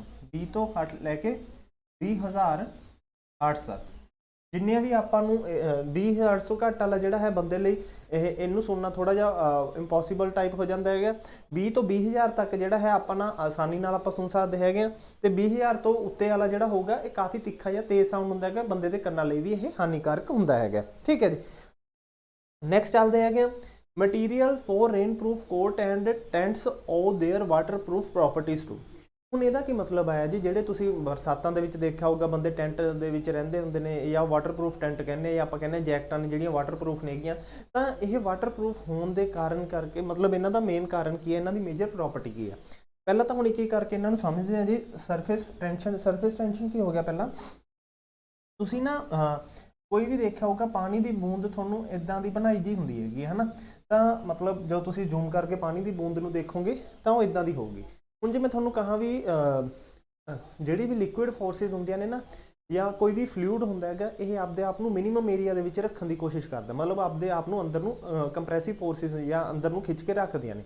ਤਾਂ ਸਰਫੇਸ ਟੈਂਸ਼ਨ ਤਾਂ ਹੋਗੀ, ਜਿਹਦੇ ਕਰਕੇ ਕੀ ਕਰਦੇ ਆਪਾਂ ਮਿਨੀਮਮ ਏਰੀਆ ਅਟਰੈਕਟ ਕਰਦੇ ਹੈਗੇ। ਵਿਸਕੋਸਿਟੀ ਕੀ ਹੁੰਦਾ ਹੈਗਾ, ਜਿਵੇਂ ਤੁਸੀਂ ਇੱਕ ਵਰਡ ਸੁਣਿਆ ਹੋਣਾ ਜੀ, ਫ੍ਰਿਕਸ਼ਨ। ਫ੍ਰਿਕਸ਼ਨ ਕੀ ਹੋ ਗਿਆ ਵੀ ਜੇ ਮੈਂ ਤੁਹਾਡੇ ਵੱਲ ਨੂੰ ਇੱਧਰ ਨੂੰ ਮੂਵ ਕਰ ਰਿਹਾ, ਜਾਂ ਮੈਂ ਕਹਦਾ ਵੀ ਮੈਂ ਜੇ ਇਸ ਡਾਇਰੈਕਸ਼ਨ ਦੇ ਵਿੱਚ ਮੂਵ ਕਰ ਰਿਹਾ ਹੈਗਾ, ਤਾਂ ਮੇਰੇ ਆਪੋਜ਼ਿਟ ਡਾਇਰੈਕਸ਼ਨ ਦੇ ਵਿੱਚ ਜਿਹੜੀ ਮੈਨੂੰ ਫੋਰਸ ਲੱਗ ਰਹੀ ਹੋਗੀ ਉਹ ਹੋਗੀ ਫ੍ਰਿਕਸ਼ਨ। ਤੇ ਵਿਸਕੋਸਿਟੀ ਬਸ ਇਹੀ ਚੀਜ਼ ਸਮਝੋ ਜੀ, ਜਿਹੜੀ ਵਿਸਕੋਸਿਟੀ ਕੀ ਹੁੰਦੀ ਹੈ, ਇਹ ਫਲੂਇਡਸ ਦੇ ਵਿੱਚ ਜਾਂ ਲਿਕੁਇਡਸ ਦੇ ਵਿੱਚ ਆਪਾਂ ਨੂੰ ਦੇਖਣ ਨੂੰ ਮਿਲਦੀ ਹੈਗੀ ਹੈ। ਤੇ ਇਹ ਜਿਹੜੀ ਵਿਸਕੋਸਿਟੀ ਹੁੰਦੀ ਹੈਗੀ, ਇਹ ਪਾਣੀ ਵਾਲੇ ਮਤਲਬ ਜਿਵੇਂ ਪਾਣੀ ਹੋ ਗਿਆ ਜਾਂ ਹੋਰ ਕੋਈ ਫਲੂਇਡ ਹੋ ਗਿਆ, ਉਹਦੇ ਵਿੱਚ ਦੇਖਣ ਨੂੰ ਮਿਲੂਗੀ। ਸਪੈਸੀਫਿਕ ਗ੍ਰੈਵਿਟੀ ਕੀ ਹੁੰਦੀ ਹੈ ਜੀ, ਜਦੋਂ ਆਪਾਂ ਕਿਸੇ ਵੀ ਫਲੂਇਡ ਦੀ ਡੈਂਸਿਟੀ ਨੂੰ ਡਿਵਾਈਡ ਕਰੀਏ ਵਾਟਰ ਦੇ ਨਾਲ। ਹੁਣ ਜਿਵੇਂ ਮੈਂ ਕਹਦਾ ਵੀ ਸਿੰਪਲ ਜੀ ਲੈਂਗੁਏਜ ਦੇ ਵਿੱਚ, ਇਹ ਤਾਂ ਸਾਇੰਸ ਵਾਲੀ ਭਾਸ਼ਾ ਆ ਗਈ ਵੀ, ਜੇ ਮੈਂ ਕਹਦਾ ਵੀ ਕੋਈ ਬੰਦਾ ਮੇਰੇ ਤੋਂ ਵੱਡਾ ਹੈਗਾ, ਕੱਦ ਉਹਦਾ ਮੇਰੇ ਤੋਂ ਵੱਡਾ ਹੈਗਾ, ਤੇ ਮੈਂ ਕਹਦਾ ਉਹ ਬੰਦਾ ਮੇਰੇ ਤੋਂ ਛੋਟਾ ਹੈਗਾ, ਤਾਂ ਮੈंने ਇੱਕ ਰੈਫਰੈਂਸ ਕੀ ਯੂਜ਼ ਕੀਤਾ, ਮੇਰੀ ਹਾਈਟ ਨੂੰ ਮੈंने ਆਪਣਾ ਇੱਕ ਰੈਫਰੈਂਸ ਦੇ ਤੌਰ ਤੇ ਯੂਜ਼ ਕੀਤਾ। ਮੈंने ਕਿਹਾ ਵੀ ਇਹ ਬੰਦਾ ਮੇਰੇ ਤੋਂ ਹਾਈਟ 'ਚ ਵੱਡਾ ਹੈਗਾ ਤੇ ਕੋਈ ਬੰਦਾ ਮੇਰੇ ਤੋਂ ਹਾਈਟ 'ਚ ਛੋਟਾ ਹੈਗਾ। ਤਾਂ ਇਹਦੇ ਹਿਸਾਬ ਨਾਲ ਕੀ ਹੋ ਗਿਆ, ਉਹੀ ਚੀਜ਼ ਕੀਤੀ ਆਪਾਂ ਪਾਣੀ ਦੇ ਹਿਸਾਬ ਨਾਲ ਕਿਸੇ ਵੀ ਫਲੂਇਡ ਦੀ ਜਿਹੜਾ ਹੈ ਸਪੈਸੀਫਿਕ ਗ੍ਰੈਵਿਟੀ ਨੂੰ ਮੇਜਰ ਕਰਦੇ ਹੈਗੇ। ਠੀਕ ਹੈ ਜੀ। ਤੇ ਚੌਥਾ ਆ ਇਲਾਸਟਿਸਿਟੀ। ਇਲਾਸਟਿਸਿਟੀ ਕੀ ਹੁੰਦਾ ਹੈਗਾ, ਜੇ ਤੁਸੀਂ ਕਿਸੇ ਵੀ ਚੀਜ਼ ਤੇ ਮਤਲਬ ਚਾਹੇ ਉਹਨੂੰ ਦੋਨੋਂ ਪਾਸੇ ਤੋਂ ਖਿੱਚਣ ਦਾ ਕੰਮ ਕਰ ਰਹੇ ਹੋ, ਚਾਹੇ ਉਹਨੂੰ ਦੋਨੋਂ ਪਾਸਿਓਂ ਦੀ ਕੰਪਰੈਸ ਕਰਨ ਦਾ ਕੰਮ ਕਰ ਰਹੇ ਹੈਗੇ ਹੋ, ਜਦੋਂ ਤੁਸੀਂ ਇਹਨੂੰ ਫੋਰਸ ਨੂੰ ਹਟਾਓਗੇ, ਮਤਲਬ ਜਦੋਂ ਤੁਸੀਂ ਇਹ ਫੋਰਸ ਨੂੰ ਛੱਡ ਦੋਗੇ, ਮਤਲਬ ਆਪਣੀ ਤੇ ਉਹ ਪ੍ਰੋਡਕਟ ਹੈ ਜਿਹੜਾ ਆਪਦੀ ਦੁਬਾਰਾ ਓਰੀਜਨਲ ਸ਼ੇਪ ਨੂੰ ਰੀਗੇਨ ਕਰ ਲੇ, ਤਾਂ ਉਹਨੂੰ ਕੀ ਕਹਿੰਦੇ ਨੇ ਜੀ, ਉਹਦੀ ਪ੍ਰੋਡਕਟ ਦੀ ਇਲਾਸਟਿਸਿਟੀ। ਜਿਵੇਂ ਇਲਾਸਟਿਕ ਤੁਸੀਂ ਸੁਣੀ ਹੋਣੀ ਹੈਗੀ, ਆਪਾਂ ਬੱਚਿਆਂ ਦੇ ਕੱਪੜਿਆਂ 'ਚ ਯੂਜ਼ ਕਰਦੇ ਹੈਗੇ ਹਨਾ, ਪਜਾਮਿਆਂ ਵਗੈਰਾ 'ਚ ਯੂਜ਼ ਕਰਦੇ ਹੈਗੇ। ਇਲਾਸਟਿਕ ਨੂੰ ਆਪਾਂ ਐਂ ਖਿੱਚਦੇ ਹਾਂ, ਉਹਨੂੰ ਛੱਡਦੇ ਹੈਗੇ ਤਾਂ ਫਿਰ ਆਪਦੀ ਉਹੀ ਪੋਜੀਸ਼ਨ ਤੇ ਆ ਜਾਂਦਾ ਹੈਗਾ। ਥੋੜਾ ਜਿਹਾ ਮਾਈਨਿਊਟ ਜਿਹਾ ਜਿਹੜਾ ਚੇਂਜ ਹੁੰਦਾ ਕਿ ਉਹ ਤਾਂ ਹੋਏਗਾ ਹੀ ਹੋਏਗਾ, ਤੇ ਬਟ ਜਿਹੜਾ ਹੈ ਉਹ ਇਹਦੀ ਕਿਹੜੀ ਪ੍ਰੋਪਰਟੀ, ਇਲਾਸਟਿਕ ਪ੍ਰੋਪਰਟੀ ਹੋਗੀ। ਜੇ ਉਹਦੇ ਵਿੱਚ ਪਰਮਾਨੈਂਟ ਚੇਂਜ ਆ ਜੇ ਤਾਂ ਉਹਨੂੰ ਕਹਾਂਗੇ ਪਲਾਸਟਿਸਿਟੀ। ਠੀਕ ਹੈ ਜੀ। ਤਾਂ ਹੁਣ ਇਹ ਹੁੰਦਾ ਕਿਹਦੇ ਕਰਕੇ ਹੈਗਾ, ਇਹ ਹੁੰਦਾ ਹੈਗਾ ਆਪਣਾ ਸਰਫੇਸ ਟੈਂਸ਼ਨ ਕਰਕੇ, ਇਹ ਚੀਜ਼। ਨੈਕਸਟ ਆਇਆ which of the following is the lightest gas, ਮਤਲਬ ਇਹਨਾਂ ਦੇ ਵਿੱਚੋਂ ਸਭ ਤੋਂ ਲਾਈਟੈਸਟ ਗੈਸ ਕਿਹੜੀ ਹੈ। ਹੁਣ ਤੁਸੀਂ ਸਾਰਿਆਂ ਨੇ ਜਿਹੜਾ ਹੈ ਜੀ, ਆਪਾਂ ਸ਼ੁਰੂ ਹੁੰਦੇ ਜਦੋਂ ਆਪਾਂ 9th 10th ਦੇ ਵਿੱਚ ਹੁੰਦੇ, ਇੱਕ ਆਪਾਂ ਪੀਰੀਓਡਿਕ ਟੇਬਲ ਦਾ ਸੁਣਦੇ ਹੈਗੇ ਆ ਵੀ ਹਾਈਡਰੋਜਨ ਹੋ ਗਿਆ, helium, lithium, beryllium, boron, carbon, nitrogen, ਹੈ ਨਾ। ਤਾਂ ਉਹਨਾਂ ਦਾ ਇੱਕ ਜਿਹੜਾ ਹੈਗਾ ਐਟੋਮਿਕ ਮਾਸ ਦਿੱਤਾ ਹੁੰਦਾ ਆਪਾਂ ਨੂੰ। ਤਾਂ ਹਾਈਡਰੋਜਨ ਹੈ ਜਿਹੜਾ ਇਹ ਆਪਣੇ ਪਹਿਲੇ ਨੰਬਰ 'ਤੇ ਆ ਗਿਆ। ਹੁਣ ਜਿਹੜਾ ਪਹਿਲੇ ਨੰਬਰ 'ਤੇ ਆ ਗਿਆ ਉਹਦੇ 'ਤੇ ਡਿਪੈਂਡ ਕਰੇਗਾ ਆਪਣੇ ਇਲੈਕਟ੍ਰੋਨ ਤੇ ਪ੍ਰੋਟੋਨ ਦਾ ਨੰਬਰ। ਤਾਂ ਇਹਦੇ ਤੋਂ ਦੀ ਤੁਸੀਂ ਲਗਾ ਸਕਦੇ ਹੈਗੇ ਵੀ ਜਿਹੜਾ ਸਭ ਤੋਂ ਲਾਈਟੈਸਟ ਹੈਗਾ ਉਹ ਹੈਗੀ ਆਪਣੀ ਹਾਈਡਰੋਜਨ ਗੈਸ, ਇਹ ਚੀਜ਼। ਨੈਕਸਟ ਆਇਆ government launched which special mission for developing the semiconductors and display manufacturing system in India. ਮਤਲਬ ਇੰਡੀਆ ਦੇ ਵਿੱਚ ਸੈਮੀਕੰਡਕਟਰਸ ਨੂੰ ਬਣਾਉਣ ਦੇ ਲਈ ਗਵਰਨਮੈਂਟ ਆਫ ਇੰਡੀਆ ਨੇ ਕਿਹੜਾ ਪ੍ਰੋਜੈਕਟ ਸ਼ੁਰੂ ਕੀਤਾ ਹੈਗਾ, mission silicon India, mission semiconductors, Indian semiconductor mission, project silicon ventures. ਤਾਂ ਇਸ ਦਾ ਆਂਸਰ ਹੈ ਜੀ ਆਪਣਾ option number C, Indian semiconductor mission. Next question ਆਇਆ ਜੀ ਆਪਣੇ ਕੋਲੇ, The Ministry of Electronics and Information Technology has approved setting up of an Indian first graphene innovation center in which state? ਪਹਿਲੀ ਗੱਲ ਤਾਂ ਆਪਾਂ ਗ੍ਰੈਫੀਨ ਨੂੰ ਥੋੜਾ ਜਿਹਾ ਸਮਝ ਲਈਏ ਜੀ। ਗ੍ਰੈਫੀਨ ਹੁੰਦਾ ਕੀ ਹੈ, ਹੁਣ ਜੇ ਸਪੋਜ਼ ਕਰੋ ਜਿਵੇਂ ਤੁਹਾਨੂੰ ਸਾਰਿਆਂ ਨੂੰ ਦਿੱਕਤ ਆਉਂਦੀ ਹੋਣੀ ਹੈ, ਕਿਸੇ ਨਾ ਕਿਸੇ ਬੰਦੇ ਦਾ ਤੁਸੀਂ ਦੇਖਿਆ ਹੋਊਗਾ ਸਕਰੀਨ ਦਾ ਗਲਾਸ, ਮੋਬਾਈਲ ਦੀ ਸਕਰੀਨ ਦਾ ਗਲਾਸ ਹੈ ਜਿਹੜਾ ਉਹ ਟੁੱਟਿਆ ਹੁੰਦਾ ਹੈਗਾ, ਜਾਂ ਆਪਾਂ ਨੂੰ ਜਿਹੜਾ ਹੈ ਫੋਨ ਚਾਰਜ ਕਰਨ ਦੇ ਵਿੱਚ ਕਾਫੀ ਮਤਲਬ ਟਾਈਮ ਲੱਗਦਾ, ਕਿਸੇ ਨੂੰ ਅੱਧਾ ਘੰਟਾ ਲੱਗਦਾ, ਕਿਸੇ ਨੂੰ ਘੰਟਾ ਲੱਗਦਾ ਹੈਗਾ।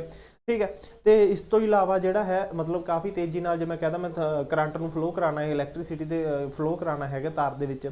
ਜਾਂ ਇਸ ਤੋਂ ਇਲਾਵਾ ਜੇ ਸਪੋਜ਼ ਕਰੋ ਤੁਸੀਂ ਕਿਸੇ ਆਈਲੈਂਡ ਦੇ ਉੱਤੇ ਫਸ ਗਏ, ਹੈ ਨਾ। ਹੁਣ ਤੁਹਾਨੂੰ ਪਤਾ ਸਮੁੰਦਰ ਦੇ ਵਿੱਚ ਆਈਲੈਂਡ ਹੁੰਦੇ ਨੇਗੇ, ਤਾਂ ਹੁਣ ਉੱਥੇ ਤੁਹਾਨੂੰ ਪੀਣ ਵਾਲਾ ਪਾਣੀ ਨਹੀਂ ਮਿਲ ਰਿਹਾ ਹੈਗਾ, ਤਾਂ ਹੁਣ ਉੱਥੇ ਪੀਣ ਵਾਲੇ ਪਾਣੀ ਦਾ ਸਿਸਟਮ ਕਿਵੇਂ ਕਰਨਾ।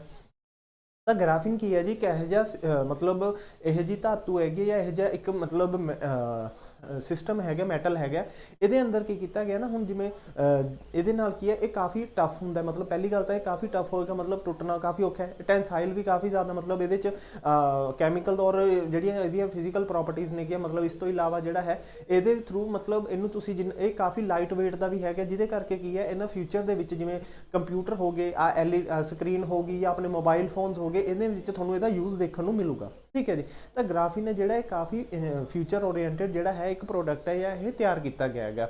ਤਾਂ ਹੁਣ ਇਹਦੇ 'ਚ ਕਿਹਾ ਗਿਆ ਹੈਗਾ ਇੰਡੀਆ ਦਾ ਫਸਟ ਗ੍ਰਾਫੀਨ ਇਨੋਵੇਸ਼ਨ ਸੈਂਟਰ ਹੈ, ਕਿਉਂਕਿ ਗ੍ਰਾਫੀਨ ਹੈ ਜਿਹੜਾ ਇਹੋ ਜਿਹਾ ਮੈਟਲ ਹੈ ਜਿਹੜਾ ਇਹ ਸਾਰੀਆਂ ਪ੍ਰੋਬਲਮਸ ਨੂੰ ਹੱਲ ਕਰਨ ਦੇ ਵਿੱਚ ਏਬਲ ਹੈਗਾ।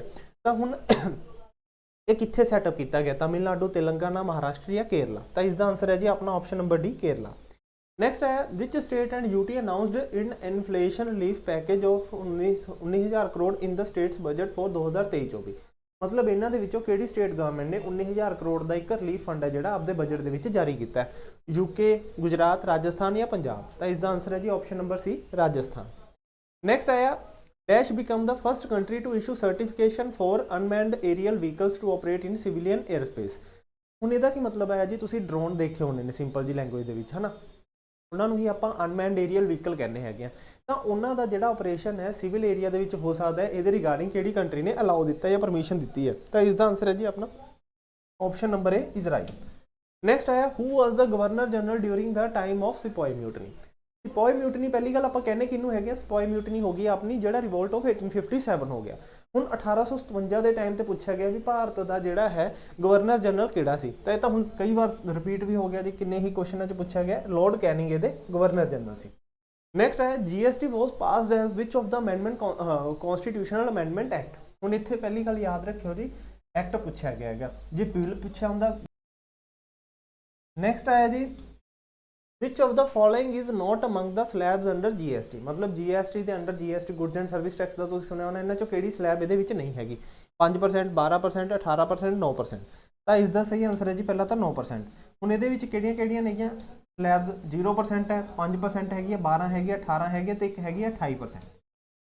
ਤਾਂ ਇਹ ਆਪਣੇ ਵਿੱਚ 5 ਸਲੈਬਸ ਨੇ ਜਿਹੜੀਆਂ ਇਹ ਆ ਜਾਂਦੀਆਂ ਨੇਗੀਆਂ। ਠੀਕ ਹੈ, ਤਾਂ ਇਹਦਾ ਥੋੜਾ ਜਿਹਾ ਧਿਆਨ ਰੱਖਿਓ, 5 ਸਲੈਬਸ ਨੇ, ਇਹਨਾਂ ਦੇ ਵਿੱਚ ਪ੍ਰੋਡਕਟ ਵੇਰੀ ਕਰਦੇ ਨੇ, ਕਿਸੇ ਦੇ ਉੱਤੇ ਕਿੰਨਾ ਟੈਕਸ ਲੱਗ ਰਿਹਾ ਹੋਊ, ਕਿਸੇ ਤੇ ਕਿੰਨਾ ਲੱਗ ਰਿਹਾ ਹੋਊਗਾ। Next आया all banks are required to maintain a certain portion of their net demand and time liabilities with the RBI in the form of cash। This ratio is called। मतलब कि बैंकों के कोले हुण कुछ पैसा जिहड़ा है, हुण पहला तो डिमांड डिपॉजिट किहड़े हुंदे नेगे? डिमांड डिपॉजिट दे विच अपने दो खाते आउंदे नेगे, एक तां हुंदा सेविंग अकाउंट, दूजा हुंदा अपना करंट अकाउंट। ते टाइम लाइबिलिटीज़ दे विच किहड़े आउंदे नेगे? टाइम दे विच भी दो आउंदे ने, एक हुंदी अपने फिक्स डिपॉजिट, एक हुंदे ने रैकरिंग डिपॉजिट, FD या RD। ठीक है जी। ਹੁਣ ਇਹਨਾਂ ਦੇ ਵਿੱਚ ਜਿਹੜਾ ਬੈਂਕਾਂ ਦੇ ਕੋਲੇ ਪੈਸਾ ਹੁੰਦਾ, ਮਤਲਬ FD ਵੀ ਕਰਵਾ ਦਿੰਦੇ ਹੈਗੇ ਆਪਾਂ, ਸੇਵਿੰਗ, ਕਰੰਟ ਅਕਾਊਂਟ, ਇਹ ਸਾਰੇ ਖਾਤੇ ਬੈਂਕਾਂ 'ਚ ਓਪਨ ਹੁੰਦੇ ਨੇਗੇ। ਇਹਨਾਂ ਦੇ ਵਿੱਚ ਬੈਂਕਾਂ ਦੇ ਕੋਲੇ ਕੁਝ ਪੈਸਾ ਹੁੰਦਾ ਹੈਗਾ, ਤਾਂ ਇਹ ਬੈਂਕਾਂ ਦੇ ਕੋਲੇ ਜਿਹੜਾ ਪੈਸਾ ਹੁੰਦਾ ਇਹਦੇ ਵਿੱਚੋਂ ਕੁਝ ਅਮਾਊਂਟ ਹੈ ਜਿਹੜੀ ਇਹ ਬੈਂਕਾਂ ਨੂੰ RBI ਦੇ ਨਾਲ ਜਮ੍ਹਾਂ ਰੱਖਣੀ ਪੈਂਦੀ ਹੈ, ਸਿਰਫ ਔਰ ਸਿਰਫ ਕੈਸ਼ ਫਾਰਮ ਦੇ ਵਿੱਚ। ਤਾਂ ਇਹ ਜਿਹੜੀ ਰੇਸ਼ੋ ਹੁੰਦੀ ਹੈ ਇਹਨੂੰ ਕਿਹਾ ਕੀ ਜਾਂਦਾ ਹੈਗਾ? Repo rate, reverse repo rate, CRR ਜਾਂ SLR। ਤਾਂ ਇਸ ਦਾ ਆਨਸਰ ਹੈ ਜੀ ਆਪਣਾ option number D, CRR। CRR ਦੀ ਫੁੱਲ ਫਾਰਮ ਹੋਗੀ ਕੈਸ਼ ਰਿਜ਼ਰਵ ਰੇਸ਼ੋ। ਨੈਕਸਟ ਆਇਆ the repo rate is decided by which of the following. ਮਤਲਬ ਹੁਣ ਤੁਸੀਂ ਰੈਪੋ ਰੇਟ ਸੁਣਿਆ ਹੋਊਗਾ ਜੀ, ਹਰ ਮੰਥ ਆਪਣੇ ਨਿਊਜ਼ 'ਚ ਆਉਂਦਾ ਹੈਗਾ ਵੀ ਰੈਪੋ ਰੇਟ ਸੇਮ ਹੈ, ਬੜੀ ਹੈ, ਘਟੀ ਹੈਗੀ ਹੈ। Prime minister of India decide ਕਰਦੇ ਨੇ, RBI ਦੇ ਗਵਰਨਰ, ਯੂਨੀਅਨ ਫਾਈਨੈਂਸ ਮਿਨਿਸਟਰ ਜਾਂ ਮੋਨੀਟਰੀ ਪਾਲਿਸੀ ਕਮੇਟੀ। ਤਾਂ ਇਸ ਦਾ ਆਨਸਰ ਹੈ ਜੀ ਆਪਣਾ ਮੋਨੀਟਰੀ ਪਾਲਿਸੀ ਕਮੇਟੀ। ਇੱਕ ਚੀਜ਼ ਯਾਦ ਰੱਖਿਓ ਜੀ, ਮੋਨੀਟਰੀ ਪਾਲਿਸੀ ਹੈ ਜਿਹੜੀ ਇਹ RBI ਦੇ ਫੰਕਸ਼ਨ ਦੇ ਅੰਡਰ ਆਉਂਦੀ ਹੈਗੀ ਹੈ, ਤੇ RBI ਦਾ ਗਵਰਨਰ ਹੀ ਇਸ ਕਮੇਟੀ ਦਾ ਚੇਅਰਮੈਨ ਹੋਏਗਾ। Next आया the Union Cabinet approved on December 8 the funding and implementation of the project for Kane and Betwa interlinking which two states are associated with this project। मतलब ਹੁਣ ਜੇ ਤੁਹਾਨੂੰ India ਦੀ geography ਦਾ ਵੀ ਪਤਾ ਹੈ ਨਾ ਜੀ, ਤਾਂ ਤੁਸੀਂ ਇੱਥੋਂ ਦੀ ਇਹ ਕੁਐਸਚਨ ਲਗਾ ਸਕਦੇ ਹੈਗੇ ਹੋ, ਕਿਉਂਕਿ ਕੇਨ ਐਂਡ ਬੇਤਵਾ ਲੀਵਰ ਨੂੰ ਇੰਟਰਲਿੰਕ ਕਰਨਾ ਹੈਗਾ। ਠੀਕ ਹੈ, ਤਾਂ ਹੁਣ ਕੇਨ ਤੇ ਬੇਤਵਾ ਇਹ ਚੱਲਦੇ ਕਿਹੜੀ ਕਿਹੜੀ ਸਟੇਟਸ ਨੇ? ਜੇ ਤੁਹਾਨੂੰ ਇੰਨਾ ਹੀ ਪਤਾ ਲੱਗ ਜੂਗਾ ਤਾਂ ਤੁਸੀਂ ਇਹਦਾ ਆਨਸਰ ਲਗਾ ਸਕਦੇ ਹੋ, ਤੇ ਇਹਦਾ ਆਨਸਰ ਹੈ ਜੀ ਆਪਣਾ UP ਤੇ MP। ਠੀਕ ਹੈ, ਕਿਉਂਕਿ ਕੇਨ ਹੋ ਗਿਆ, ਬੇਤਵਾ ਹੋ ਗਈ, ਇਹ ਤੁਸੀਂ ਜਦੋਂ ਇੰਡੀਆ ਦੀ ਜੀਓਗ੍ਰਾਫੀ ਦੇਖੋਗੇ UP ਤੇ MP ਦੇ ਵਿੱਚ ਜਿਹੜਾ ਹੈ, ਉਹਦੇ ਵਿੱਚ ਆਪਾਂ ਇੱਕ ਕੀ ਕਰਾਂਗੇ, ਜਿਹੜੀ ਨਦੀ 'ਚ ਜ਼ਿਆਦਾ ਪਾਣੀ ਹੋਊਗਾ ਉਹ ਨਦੀ ਤੋਂ ਦੀ ਪਾਣੀ ਨੂੰ ਟ੍ਰਾਂਸਫਰ ਕੀਤਾ ਜਾਊਗਾ ਘੱਟ ਪਾਣੀ ਵਾਲੀ ਨਦੀ ਦੇ ਵਿੱਚ। ਤਾਂ ਇਹਦੇ ਨਾਲ ਕੀ ਹੈ, ਰਿਵਰ ਇੰਟਰਲਿੰਕਿੰਗ ਹੋਊਗੀ, ਜਿੱਥੇ ਆਪਣੇ ਘੱਟ ਪਾਣੀ ਮਿਲ ਰਿਹਾ ਹੈਗਾ ਲੋਕਾਂ ਨੂੰ, ਉੱਥੇ ਜ਼ਿਆਦਾ ਪਾਣੀ ਅਵੇਲ ਕਰਾਵਾਂਗੇ, ਜ਼ਿਆਦਾ ਲੋਕ ਖੇਤੀ ਕਰਨ ਲਈ ਯੂਜ਼ ਕਰ ਸਕਦੇ ਨੇ ਉਹ ਪਾਣੀ ਨੂੰ। ਠੀਕ ਹੈ, ਤਾਂ ਮਤਲਬ ਉਹਦੇ ਕਈ ਸਾਰੇ ਯੂਜ਼ਸ ਦੇਖਣ ਨੂੰ ਮਿਲ ਸਕਦੇ ਨੇਗੇ। नेक्स्ट है which global organization bring out the global economic outlook report. मतलब ग्लोबल इकोनॉमिक आउटलुक रिपोर्ट है जी, किहड़ी एजेंसी जारी करती है। ਮੂਡੀਜ਼, ਵਰਲਡ ਬੈਂਕ, ਫਿਚ ਜਾਂ IMF ਹੋ ਗਿਆ ਇੰਟਰਨੈਸ਼ਨਲ ਮੋਨਿਟਰੀ ਫੰਡ, ਤੇ ਇਹੀ ਆਪਣਾ ਇਹਦਾ ਆਂਸਰ ਹੈ ਜੀ ਆਪਸ਼ਨ ਨੰਬਰ ਡੀ। नेक्स्ट है Indian navy celebrates national submarine day to commemorate the induction of its first submarine in 1967। ਹੁਣ ਤੁਹਾਨੂੰ ਪਤਾ ਹੈ ਜੀ ਇੰਡੀਆ ਦੇ ਵਿੱਚ ਕਈ ਸਾਰੇ ਡੇਜ਼ ਮਨਾਏ ਜਾਂਦੇ ਨੇ, ਜਿਵੇਂ ਰੀਸੈਂਟਲੀ ਆਪਣਾ ਆਰਮੀ ਡੇ ਨਿਕਲ ਕੇ ਗਿਆ ਗਾ, ਤਾਂ ਇੰਡੀਆ ਦੇ ਵਿੱਚ ਜਿਹੜਾ ਹੈ ਆਪਣਾ ਸਬਮਰੀਨ ਡੇ ਮਨਾਇਆ ਜਾਂਦਾ। ਤੇ 1967 ਦੇ ਵਿੱਚ ਇੰਡੀਆ ਨੇ ਪਹਿਲੀ ਆਪਦੀ ਸਬਮਰੀਨ ਨੂੰ ਇੰਡਕਟ ਕੀਤਾ ਸੀ ਇੰਡੀਅਨ ਨੇਵੀ ਦੇ ਵਿੱਚ, ਤੇ ਉਹ ਨੇਵੀ ਦਾ ਉਹ ਜਿਹੜਾ ਹੈਗਾ ਸਬਮਰੀਨ ਦਾ ਨਾਮ ਪੁੱਛਿਆ ਗਿਆ ਹੈਗਾ INS ਅਰਿਹੰਤ, ਕਲਵਾਰੀ, ਖੰਦੇਰੀ ਜਾਂ ਕਰਾਂਜ। ਤਾਂ ਇਸ ਦਾ ਆਨਸਰ ਹੈ ਜੀ INS ਕਲਵਾਰੀ।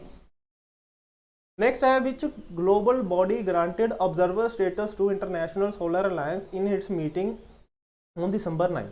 मतलब कि किहड़ी संस्था ने जिहड़ा है इंटरनेशनल सोलर अलायंस, तुसीं सुनिया होना जी, जिहड़े विच की करना है, मतलब आपां ने सोलर एनर्जी नूं काफ़ी ज़्यादा प्रमोट कर रहे, सोलर पैनल्स नूं प्रमोट कर रहे हैं, तो इंडिया के गुरुग्राम दे विच ही इहदा आपां नूं हैडकुआटर देखने को मिल रहा है। ਇਹਨੂੰ ऑब्जर्वर स्टेटस किने दिता है? यूनाइटेड नेशन सिक्योरिटी काउंसिल ने, IMF इंटरनेशनल मॉनिटरी फंड हो गया, यूनाइटेड नेशन जनरल असैंबली हो गया, तो OECD और ऑयल एक्सपोर्टिंग कंट्रीज आ गई ये, ठीक है जी। तो यदा आंसर है पहला तो यूनाइटेड नेशन जनरल असैंबली। हुण ऑब्जर्वर स्टेटस मिलने के नाल फायदा की हो जाऊगा? हुण ऑब्जर्वर स्टेटस के नाल फायदा की है जी, यूनाइटेड नेशन जनरल असैंबली की तुहानूं पता है मीटिंग होंदी हैगी है, जिहड़ी भी बॉडी नूं ऑब्जर्वर स्टेटस का टाइटल मिलिया होगा तो वह बॉडी जिहड़ी है यूनाइटेड नेशन की जिहड़ी जनरल असैंबली की मीटिंग होएगी ना, उहदे विच पार्टिसिपेट कर सकती है, बट वोट नहीं कर सकती हैगी, ठीक है। मीटिंग च जा सकते हैं, वोट नहीं करनगे, ये चीज़। नेक्स्ट है Sanjiv Mehta, chairman and managing director of Hindustan Unilever limited has been elected as the president of which apex industry organisation. मतलब ਜਿਹੜੇ संजीव मेहता ने इन्हों के विचों किहड़ी बॉडी के जिहड़ा है चेयरमैन बनाए गए हैं? CII, फिक्की, फिसी या फिक्की, एसोकैम, नेसोकॉम। इसका आंसर है जी option number B, FICCI. Next है सौर revolution which was scene is news is recently एसोसीएटेड with which country. सौर रेवोल्यूशन पहला तो होंदा की है जी, जो देश की जनता मतलब सत्ता पलट कर दे, सपोज करो हुण जिमें ਇਹਦੀ एग्जाम्पल ਲੈ ਸਕਦੇ ਹੋ ਜੀ, ਜਿਵੇਂ ਕਿਸੇ ਦੇਸ਼ ਦੇ ਵਿੱਚ ਸਪੋਜ਼ ਕਰੋ ਤਾਨਾਸ਼ਾਹੀ ਚੱਲਦੀ ਸੀ ਜਾਂ ਉੱਥੇ ਦਾ ਰਾਜਾ ਰੂਲ ਕਰਦਾ ਸੀ, ਠੀਕ ਹੈ, ਉੱਥੇ ਦੀ ਜਨਤਾ ਨੇ ਆਪਦੇ ਰਾਜੇ ਨੂੰ ਹਟਾ ਕੇ ਜਿਹੜਾ ਹੈ ਸੱਤਾ ਪਲਟ ਕਰਤੀ ਹੈਗੀ ਹੈ। ਤਾਂ ਇਸ ਤਰ੍ਹਾਂ ਦੀ ਜਿਹੜੀ ਐਕਟੀਵਿਟੀ ਹੁੰਦੀ ਹੈ ਇਹਨੂੰ ਆਪਾਂ ਕਹਿੰਦੇ ਹੈਗੇ ਆ ਸੌਰ ਰੈਵੋਲੂਸ਼ਨ। ਤਾਂ ਇਹ ਕਿਹੜੀ ਕੰਟਰੀ 'ਚ ਦੇਖਣ ਨੂੰ ਮਿਲਦਾ ਹੈ? ਅਮਰੀਕਾ ਦੇ ਵਿੱਚ, ਜਰਮਨੀ ਦੇ ਵਿੱਚ, ਰਸ਼ੀਆ ਦੇ ਵਿੱਚ ਜਾਂ ਅਫਗਾਨਿਸਤਾਨ ਦੇ ਵਿੱਚ। ਤੇ ਇਹਦਾ ਪੁੱਛਿਆ ਕਿ ਗਿਆ ਜੀ ਸੀਐਨਐਨ ਨਿਊਜ਼, ਇਹ ਰੀਸੈਂਟਲੀ ਦੇਖਣ ਨੂੰ ਮਿਲਿਆ ਹੈਗਾ। ਤਾਂ ਇਹਦਾ ਆਨਸਰ ਹੈ ਆਪਣਾ ਆਪਸ਼ਨ ਨੰਬਰ ਬੀ, क्योंकि जिहड़ा है तालीबान की गवर्नमेंट ने टेक ओवर किया सी, सरकार ही हटा के जिहड़ा है उत्थे दे लोकां ने आपदी सरकार इस्टैबलिश की सी, ये चीज़। National commission for women launched a pan India capacity building programme by the name she is a change maker for which segment of women. मतलब जिहड़ी मिनिस्ट्री ऑफ वूमेन हैगी है उन्होंने एक she is a change maker ये अपना जिहड़ा है सिस्टम चलाया हैगा। तो ये किया गया है भी ये किहड़ियां औरतां दे लई या किहड़े वूमेनस दे लई चलाया गया है? वर्किंग वूमेन दे लई, जिहड़ियां वूमेन एंटरप्रेन्योर्स ने उन्हां लई, जिहड़ियां वूमेन पॉलिटिशियंस ने राजनीति दे विच ने उन्हां लई, या वूमेन सोशल वर्कर्स ने। तो इसका आंसर है जी अपना option number C, women politicians. Next है section 133A of IT act which was seen in news was use to undertake service in which office. मतलब IT एक एक्ट का नाम है जी, इन्फॉर्मेशन टैक्नोलॉजी एक्ट, तो यदी धारा हैगी 133A। तो इनू आपां यूज़ किहड़े दफ्तर दे विच करदे आ? ऑक्सफैम इंटरनैशनल दे विच, BBC दे विच, एमनेस्टी इंटरनैशनल, थॉमस रॉयटर्स। तो इसका सही आंसर है जी अपना option number B, BBC। Next आया Haiderpur wetland has been recognised recently under the Ramsar convention on wetlands, it is located in which state. मतलब 1971 की तुहानूं पता जी रामसर कन्वेंशन हुई हुई है, जिहदे आधार पर की हुंदा हैगा हुण अपना वर्ल्ड वैटलैंड डे भी तुहानूं फरवरी दे विच देखण नूं मिलूगा। तो ਇਹਦੇ आधार पर ਜਿਹੜਾ है रामसर कन्वेंशन के बेसिस से ही हैदरपुर ਨੂੰ एक वैटलैंड का दर्जा दिता गया। तो हैदरपुर की लोकेशन पूछी गई है किहड़ी स्टेट ਦੇ ਵਿੱਚ ਹੈਗੀ ਹੈ, तेलंगाना, आंध्रा, बिहार या यूपी। तो इसका आंसर है जी अपना option number D, UP. Next है India signed an MOU with which country to exchange programmes of different genres in radio and TV platforms. मतलब इंडिया ने किसी होर कंट्री के नाल MOU साइन किया। MOU का फुल फॉर्म होंदी है जी मैमोरेंडम ऑफ अंडरस्टैंडिंग, ठीक है। तो उसके आधार पर की करांगे आपां जिमें तुसीं देखते हैगे हो कॉमेडी हो गया है ना, बायोग्राफी हो गया, मतलब अलग अलग जैनर्स की अलग अलग क्लासिस की थोड़ा कई सारे टेलीविजन हो गए या एक्शन हो गया, रेडियो फ्रीकुएंसी हो गया, ठीक है। तो ये चेंज करने मिलणगे। तो किहड़े देश के नाल आपां ने इंडिया ने यह समझौता साइन किया? बांग्लादेश, इजिप्ट, UAE या सिंगापुर। तो इसका आंसर है जी अपना ऑप्शन नंबर बी, इजिप्ट। तो आज के सैशन के गाइस इन्ना ही, मिलते हैं जी नैक्सट सैशन के। Thank you. हेलो स्टूडेंट, कैसे हैं आप लोग। उम्मीद करते हैं बहुत अच्छे होंगे। तो जैसे कि आपको मालूम है कि हर हफ्ते आपके लिए एक मॉक लाया जाता है, तो मैं आशीष आज आपका फिर से यहाँ पे स्वागत करता हूँ। तो चलिए स्टार्ट करते हैं मॉक 90 कंप्यूटर में। सबसे पहले हम लोग देखेंगे कि यहाँ पे क्या क्या क्वेश्चन हैं और कैसे इनको आप लोगों ने अटैम्प्ट करना है। सबसे पहले एक एक करके देखते हैं। फर्स्ट क्वेश्चन में क्या है, which of the following is not a point and draw input device. इसमें से कौन सा point and draw input device नहीं है। नोट पूछा गया है, इनमें से कौन सा नहीं है। ठीक है, तो सबसे पहले electronic pen, joystick, track ball या फिर फ्लैट बेड स्कैनर। अगर मैं बात करता हूँ इलेक्ट्रॉनिक पेन, आपके पास ड्रॉ करते हैं, जॉयस्टिक से ड्रॉ करते हैं, ट्रैक बॉल से करते हैं, पर स्कैनर जो है वो इसका राइट आंसर बनेगा, क्योंकि ये आपके पास जो है फ्लैट बेड जो है आपके पास स्कैनर इनपुट डिवाइस नहीं है। ठीक है ना, आपके पास पॉइंटिंग नहीं है, एक्चुअल में पॉइंटिंग नहीं है, पॉइंट करके। ठीक है ना, चलिए नेक्स्ट की बात करते हैं।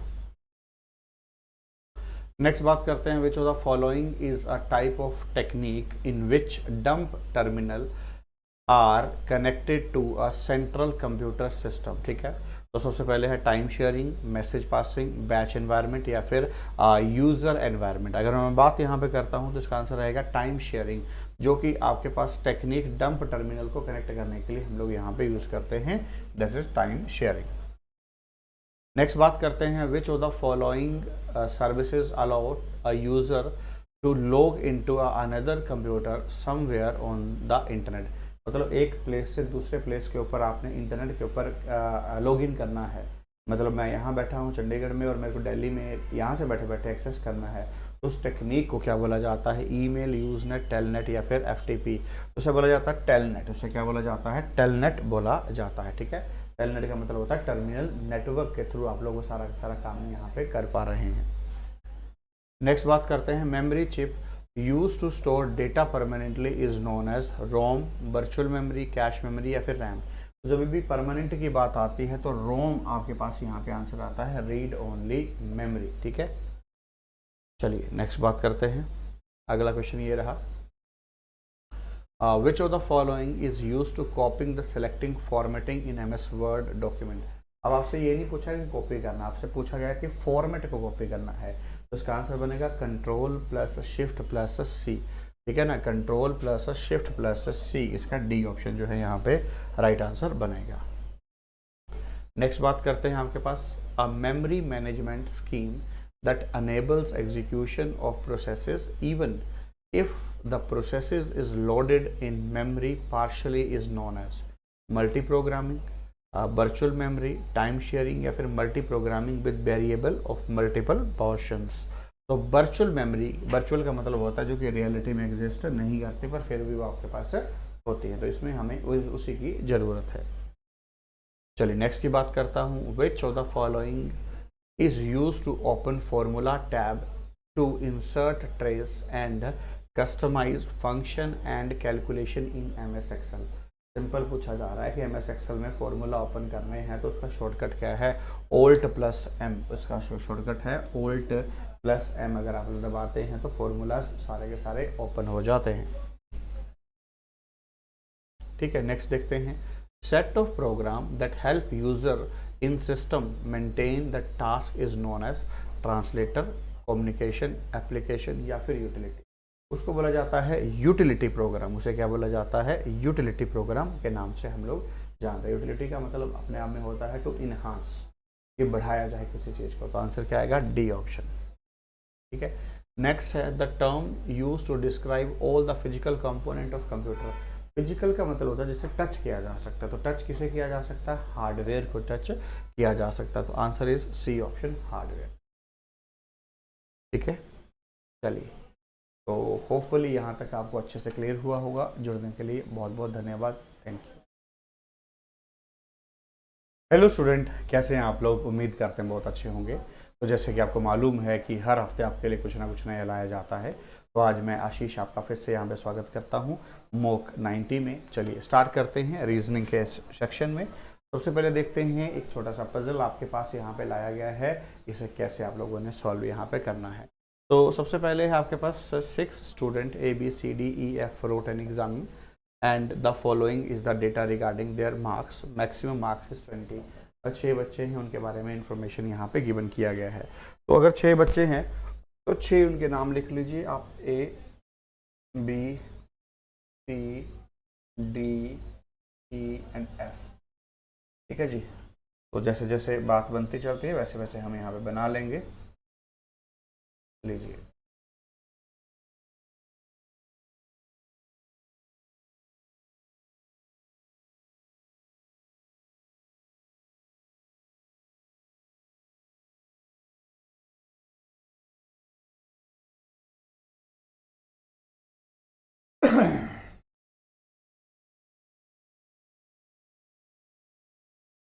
ठीक है जी। चलिए अब सबसे पहले आपके पास क्या है, E got twice as much as A. ये ई के नंबर ट्वाइस ऑफ ए है, ट्वाइस ऑफ ए। देन आगे है A got 1.5 times times as much of C, कि ए के नंबर 1.5 ऑफ सी है। ठीक है जी। देन आगे आपके पास है बी गोट 1/3 बाई ई। ठीक है जी। आगे आपके पास है D got double that of C, twice of C. और आपके पास लिखा है F score 6 more marks than A but is not the topper of the class, all marks are integer. मतलब एफ के नंबर जो है ए जितने आएंगे प्लस ऑफ 6 बनेंगे, पर ये बंदा टॉपर नहीं है, नॉट टॉपर। ये आपके पास यहाँ पे है कि ये टॉपर नहीं है। ठीक है। अब सबसे पहले अगर मैं बात करता हूँ तो इतनी इन्फॉर्मेशन तो मेरे पास मिल गई है। अब निकालना क्या है वो भी हम लोग समझेंगे, तभी तो उसे सॉल्व कर सकते हैं। चलिए चेक करते हैं। सबसे पहले पूछा क्या गया है, who is the topper of the class and how much marks did he obtain. तो टॉपर कौन है पहले वो हमें यहाँ पे निकालना पड़ेगा। चलिए तो टॉपर निकालना है तो सबसे बड़ी अगर मैं बात करता हूँ तो इस टेबल को पहले सॉर्ट करना पड़ेगा। अब मैं बात करता हूँ कि हमारे पास यहाँ पे सी के बारे में कुछ नहीं पता। अगर सी के बारे में कुछ नहीं पता तो मैं लेट कर लेता हूँ कि सी की वैल्यू क्या है, एक्स है। अगर सी की वैल्यू एक्स है तो मैं यहाँ पे अपना काम करके देख सकता हूँ। चलिए अगर सी की वैल्यू एक्स है तो आपके पास डी की वैल्यू क्या हो जाएगी, ट्वाइस ऑफ एक्स, और यहाँ पे 1.5 ऑफ एक्स। ठीक है। आगे अगर बात करता हूँ तो ट्वाइस ऑफ ए था तो कितना आ गया, थ्राइस ऑफ एक्स, और यहाँ पे 1.5 ऑफ एक्स प्लस ऑफ 6, और 1/3 इंटू में ई। ठीक है। ई के नंबर है 3x, तो 1/3 इंटू में 3x, तो ये कैंसिल हो गया, बचा गया क्या, x, है ना। अब आपसे क्वेश्चन में पूछा गया था कि यहाँ पे टॉपर कौन है क्लास का। तो टॉपर की अगर बात करता हूँ तो f बंदा टॉपर नहीं होगा, ये तो आपको मालूम था। टॉपर कौन निकल के आएगा, e, क्योंकि e के मार्क्स 2.5 ऑफ x है। तो e के मार्क्स कितने हैं वो जरा देख लेते हैं। तो ई के मार्क्स आपके पास यहाँ पे एक बारी 12 है और एक बारी 18 है। तो या तो 12 होंगे या तो 18 होंगे, दोनों में से कोई एक होंगे, पर हमें कैसे पता चलेगा, वैल्यू को पुट करके। तो ई के नंबर एक बारी 12 पुट करते हैं। ई के नंबर एक बारी 12 पुट करते हैं। चलिए ई के नंबर अगर मैं 12 पुट लेता हूँ तो ई इज इक्वल टू 12। अब देखो बेटा अगर ई के नंबर 12 है, ई इज इक्वल टू 12, है ना।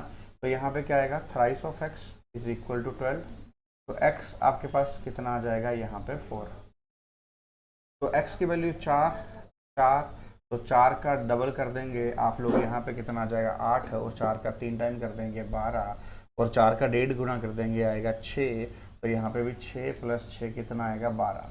तो आपके पास ये बंदा और तो टॉपर हो नहीं सकता था, ये तो दोनों तो बराबर हो गए। तो मतलब एक बात समझ में है कि ई के नंबर 12 कभी नहीं बनेंगे, ई के नंबर कभी भी 12 नहीं बनेंगे, है ना, क्योंकि दोनों बराबर आ गए। अब आपके पास था कि ई के नंबर 18 भी हैं, वो एक बार चेक करके देख लेते हैं।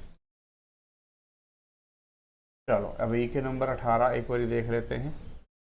अब ई के नंबर 18 पुट करते हैं। अगर ई के नंबर 18 हैं, ई इज इक्वल टू 18, तो ई की वैल्यू थी thrice of x is equal to 18, तो x is equal to 6। X की वैल्यू कितनी आ जाएगी आपके पास, यहाँ पे 6। ठीक है। अगर एक्स की वैल्यू 6 है तो यहाँ पे 6 है और यहाँ पे 12 है। ठीक है।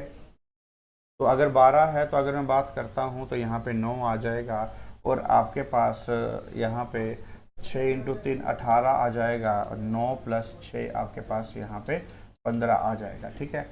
आपके पास 15 आ जाएगा। तो अब आपके पास यहाँ पे पूछा क्या गया था कि टॉपर कौन था क्लास का, आपके पास टॉपर जो था वो ई था। तो अगर मैं टॉपर की बात करता हूँ तो देखो यहाँ पे बात क्या है, आपके पास आ भी गया 18 और आपके पास एफ के नंबर 15, तो ये भी बात सही है, ठीक है ना। तो अब टॉपर जो है वो कितना है, 18 है, वो बात सही भी हो रही है, दिख भी रहा है, कोई दिक्कत यहाँ पे है नहीं, ठीक है। लो जो ई के नंबर कितने आ गए 18, तो ये सारी कंडीशन सही आपके पास हो रही है, तो ई के नंबर आपके पास यहाँ पे आएंगे 18, ठीक है। नेक्स्ट अगर बात करता हूँ आगे आपके पास क्या है, how much more marks does A have to score to be a topper, कि ए को कितने मार्क्स चाहिए ताकि वो टॉपर बन जाए। Only one person is in the topper, ठीक है ना। तो ए को कितने नंबर ज़्यादा चाहिए, अगर ए की मैं बात करूं तो ए के कितने नंबर हैं पहले ये देख लेते हैं। ए के हैं आपके पास 9 नंबर, तो ए को 19 नंबर चाहिए तभी तो वो आपके पास टॉपर बनेगा। तो ए को कितने और नंबर चाहिए, 9 ऑलरेडी हैं, 10 और चाहिए, ठीक है। कितने नंबर ज़्यादा चाहिए उसे, 10 और नंबर ज़्यादा चाहिए, तो आपके पास आंसर आएगा डी ऑप्शन, ठीक है। चलिए नेक्स्ट की बात करता हूँ, आगे क्या है, what is the difference between the marks obtained by C and F, C और एफ के बीच का जो डिफरेंस था वो कितना था, सी और एफ। अगर सी की बात करता हूँ, सी के 6 हैं, एफ के आपके पास 15 हैं, 9 नंबर का डिफरेंस है, 9 और 6 का, तो 9 नंबर का डिफरेंस है आपके पास, आंसर इसका भी डी आएगा, ठीक है। नेक्स्ट अगर बात करता हूँ, अगला क्वेश्चन आपके पास ये है, अगले क्वेश्चन में हम चेक करेंगे। अब इसमें क्या है आपके पास, कोडिंग डिकोडिंग का ये क्वेश्चन है। 3 to 5 means play with tact। Next है आपके पास 715 means cope with stress। 749 means stress and train, ठीक है। वह तो इसमें क्या है, which of the following is the code of strain. देखो स्ट्रेस का कोड यहाँ से आगे जाएगा, स्ट्रेस का कोड क्या आएगा 7, ठीक है। अगर 7 आ गया तो स्ट्रेन का कोड अब आपके पास एंड और है नहीं, 4 और 9 में से आएगा, तो आइदर ए ऑप्शन, आइदर 4 भी हो सकता है और 9 भी हो सकता है, पर we are not sure about that, ठीक है। नेक्स्ट है आपके पास एक क्वेश्चन, इसकी बात करते हैं, कोडिंग डिकोडिंग का ये भी है। BLOCKED ब्लॉक्ड का कोड है आपके पास, YOLXPVW। अगर बात करता हूँ, 2 है 25 27 बन गया, 3 है 24 27 बन गया, 4 है 23 27 बन गया। मतलब हर एक लेटर का अपोजिट सम जो है 27 के बराबर यहाँ पे बन रहा है। बाकी मैं चेक नहीं कर रहा हूँ क्योंकि मुझे सामने दिख रहा है। तो ओ में मैं कितने ऐड करूँ, देखो ओ का कोड होता है 15 में कितने ऐड करूँ 12, ये भी कैंसिल ये भी कैंसिल, इन दोनों में से आंसर बनेगा। आंसर निकालने के लिए सीधा आखिरी चेक कर लो, आखिरी में क्या है एस का मतलब होता है 19 में कितने जोड़ने पड़ेंगे 8, तो सी ऑप्शन सीधा आंसर आ गया। बात करता हूँ, पूरा चेक करने की जरूरत नहीं है, सीधा आप फर्स्ट और लास्ट से यहाँ पे हमने देख लिया क्योंकि बाकी मैच कर ही नहीं रहे हैं, तो यही आंसर आएगा, ठीक है। नेक्स्ट क्वेश्चन की बात करते हैं। रमाकांत वॉक नॉर्थवर्ड, रमाकांत यहाँ खड़ा है और नॉर्थवर्ड जाता है। After a while he turn to his right a little right and little further to his left, ठीक है। Finally after walking a distance of 1 kilometre he turn to his left again, यहाँ 1 है और यहाँ से left लिया, ठीक है। In which direction is he moving now, तो ये वेस्टर्न साइड यहाँ पे मूव कर रहा है। इस तरफ कौन सी साइड है आपके पास, वेस्टर्न साइड यहाँ पे है। नेक्स्ट अगर बात करता हूँ, आगे देखते हैं आपके पास क्या है। Student line up in a queue in which Ashish stand is 15th from the left, Ashish जो है 15th from the left and Sachin is 7th from the right, Sachin is 7th from the right, ठीक है। if they interchange their position Sachin become 15th from the right, Sachin जो है वो आपके पास 15th from the right side, ठीक है। Then आ गया आप हाउ मेनी पर्सन, तो हाउ मेनी आपसे पूछा गया है टोटल निकालने का। तो अगर मैं यहाँ पे बात करता हूँ, टोटल निकालना आसान है। सबसे बड़ी बात, अगर आप लोगों ने यहाँ से देखा कि आपके पास जब सचिन की पोजीशन यहाँ से पहले कितनी थी, आपके पास थी यहाँ पे 7, और अगली बार इंटरचेंज करने के पास कितनी हो गई 15। तो अगर यहाँ पे 15 हुई तो 15 15 30, एक माइनस आपके पास 29 आएगा। कैसे? Total is equal to L plus R minus 1। ठीक है, लेफ्ट साइड राइट साइड से कितनी थी आपके पास 15 माइनस 1, और लेफ्ट साइड से भी कितनी आई थी, यहाँ पे 15 ही पोजीशन पे थी, तो आपके पास यहाँ पे 29 आ जाएगा। Total is equal to 29। Total कितना आएगा 29 आपके पास यहाँ पे आ जाएगा। ठीक है, नेक्स्ट क्वेश्चन की बात करते हैं। अगला क्वेश्चन आपके पास क्या है, तो एजप्शन का आपके पास क्वेश्चन है, unless instructed people will not form a queue. People पहली है, unless instructed people will not form queue, मतलब क्यू मतलब सीधी लाइन नहीं बनाते हैं। People anyway want to purchase ticket. ठीक है, तो अगर मैं बात करता हूँ, आपके पास यहाँ पे है a notice board at ticket window, please come in a queue. तो पहला तो सही है, और पीपल एनीवे दोनों ही सही है, मतलब दो लोग तो किसी भी तरीके से टिकट खरीदना ही चाहेंगे, तो आपके पास बोथ फॉलो आएगा 1 और 2। ठीक है, नेक्स्ट अगर बात करते हैं, आपके पास यहाँ पे जून 24 2021 को आपके पास थर्सडे है, तो 2019 को क्या होगा। अब देखो आपके पास यहाँ पे पीछे के बारे में पूछा गया है, 2021 को थर्सडे था, तो 2019 को क्या रहा होगा, है ना, पीछे जाना है आप लोगों ने। देखो सिंपल सी बात है, 21 यहाँ पे 20, यहाँ पे 19। अब सेम ही जाना है, तो यहाँ पे लिख लो जून 24 2021 और जून 24 2000। ठीक है, और यहाँ पे है थर्सडे। अब ईयर चेंज हुआ है, तो एक अगर मैं बात करता हूँ, आप लोग लिख सकते हैं Monday, Tuesday, Wednesday, Thursday, Friday और सैटरडे। लीप ईयर होगा तो 2 दिन छोड़ते हैं, अब नॉर्मल होगा तो पीछे आ जाएंगे। तो अगर मैं बात यहाँ पे करता हूँ, ध्यान दो, देखो थर्सडे था, तो थर्सडे से एक दिन पीछे आना था, क्या आना था यहाँ पे वेंसडे। वेंसडे से एक दिन पीछे आएंगे, आपके पास यहाँ पे क्या रहा होगा ट्यूसडे। अब क्वेश्चन पता क्या था कि 2019 को अगर ट्यूसडे था तो 2021 को क्या आएगा, ट्यूसडे 19 के बाद 20 वेंसडे, वेंसडे के बाद थर्सडे, बस इतना से क्वेश्चन था, तो आपके पास आएगा ट्यूसडे। ये ऑप्शन आपके पास यहाँ पे एग्जैक्ट आंसर बन जाएगा। ठीक है, नेक्स्ट अगले की बात करते हैं, क्या पूछा गया है देखेंगे। Asha is taller than Babu, Asha is taller than Bapu. Then आगे है बट शॉर्टर देन चेतन, पर ये किससे छोटी है, चेतन से। Dimple is taller than Isha, लो जी, Dimple is taller than Isha. Isha who is taller than Chetan, तो ईशा और यहाँ पे ऊपर Dimple. Who among the tallest person, tallest person कौन है आपके पास, डिम्पल। टॉलेस्ट कौन है आपके पास, डिम्पल। अब यहाँ पे है answer is B option. Next बात करते हैं, यहाँ पे 2, 4, 6, 8 और 10। 10 मतलब जे आ गया। ठीक है, 26, 24, 22। अब देखो यहाँ पे 26 है, यहाँ 25 है, यहाँ 24 है, 24 के बाद 23 है, 23 के बाद आएगा 22, 22 पे आएगा V victory, B option answer. बात खत्म, सीधा ही आंसर निकाल लिया करो। ठीक है, नेक्स्ट की अगर बात करते हूँ, आपके पास क्या है, find odd one out, high low, good bad, belly depth, day night. तो इसका आंसर आएगा बेली डेफ्थ, डेफ्थ थोड़ी ना होता है। ठीक है, चलिए, तो होपफुली यहाँ तक आपको सारे के सारे क्वेश्चन क्लियर होंगे। जुड़ने के लिए बहुत बहुत धन्यवाद, थैंक यू गाइस।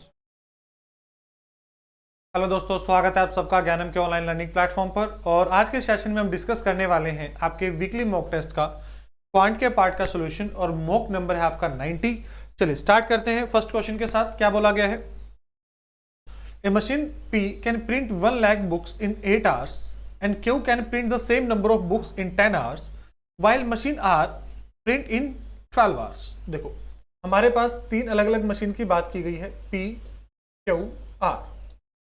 P का टाइम है 8 आवर्स, Q 10 और R 12। अगर हम यहां से एलसीएम लेंगे 8, 10 और 12 का, तो एलसीएम क्या होगा, 120 होगा। तो P की एफिशिएंसी क्या होगी, 15। Q की एफिशिएंसी की बात करेंगे तो 12 और R की एफिशिएंसी की बात करेंगे तो 10। All the machine are open at 9 AM, 9 बजे तीनों को एक साथ स्टार्ट किया गया। While machine P is closed at 11 AM, मतलब 9 से लेकर 11 बजे तक 2 घंटे तीनों मशीन ने काम किया है। अगर मैं टोटल एफिशिएंसी की बात करूं तो 37 एफिशिएंसी है। तो 37 के एफिशिएंसी से 2 घंटे में इन्होंने 74 यूनिट वर्क कर दिया आउट ऑफ 120। ठीक है, देखो 120 में से अगर मैं 74 माइनस करता हूं तो रिमेनिंग कितना है, 46 रिमेनिंग है। रिमेनिंग कितना है, 46 यूनिट अभी भी बचा हुआ है। ठीक है, and the remaining 2 machines complete the work, और जो बचा हुआ है दोनों ने किया। क्लोज किसको किया गया था, P को क्लोज किया गया था। तो बाकी कितना था, 22। देखो इसको अप्रोक्स 2 पे डिवाइड करेगा, 2 पॉइंट समथिंग आएगा। ठीक है, तो 11 बजे से उसके 2 घंटे बाद मतलब लगभग 1 बजे।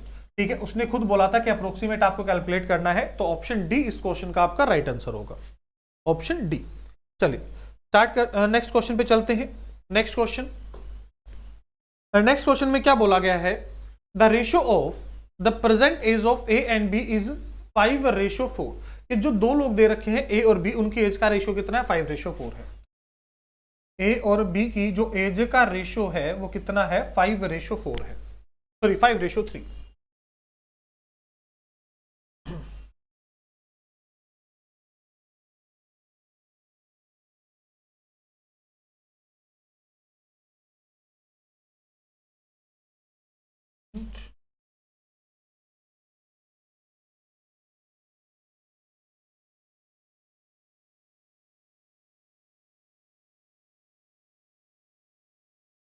इसको दोबारा लिख लेते हैं, इसको कट कर देते हैं, कुछ इशू आ रहा है इसमें।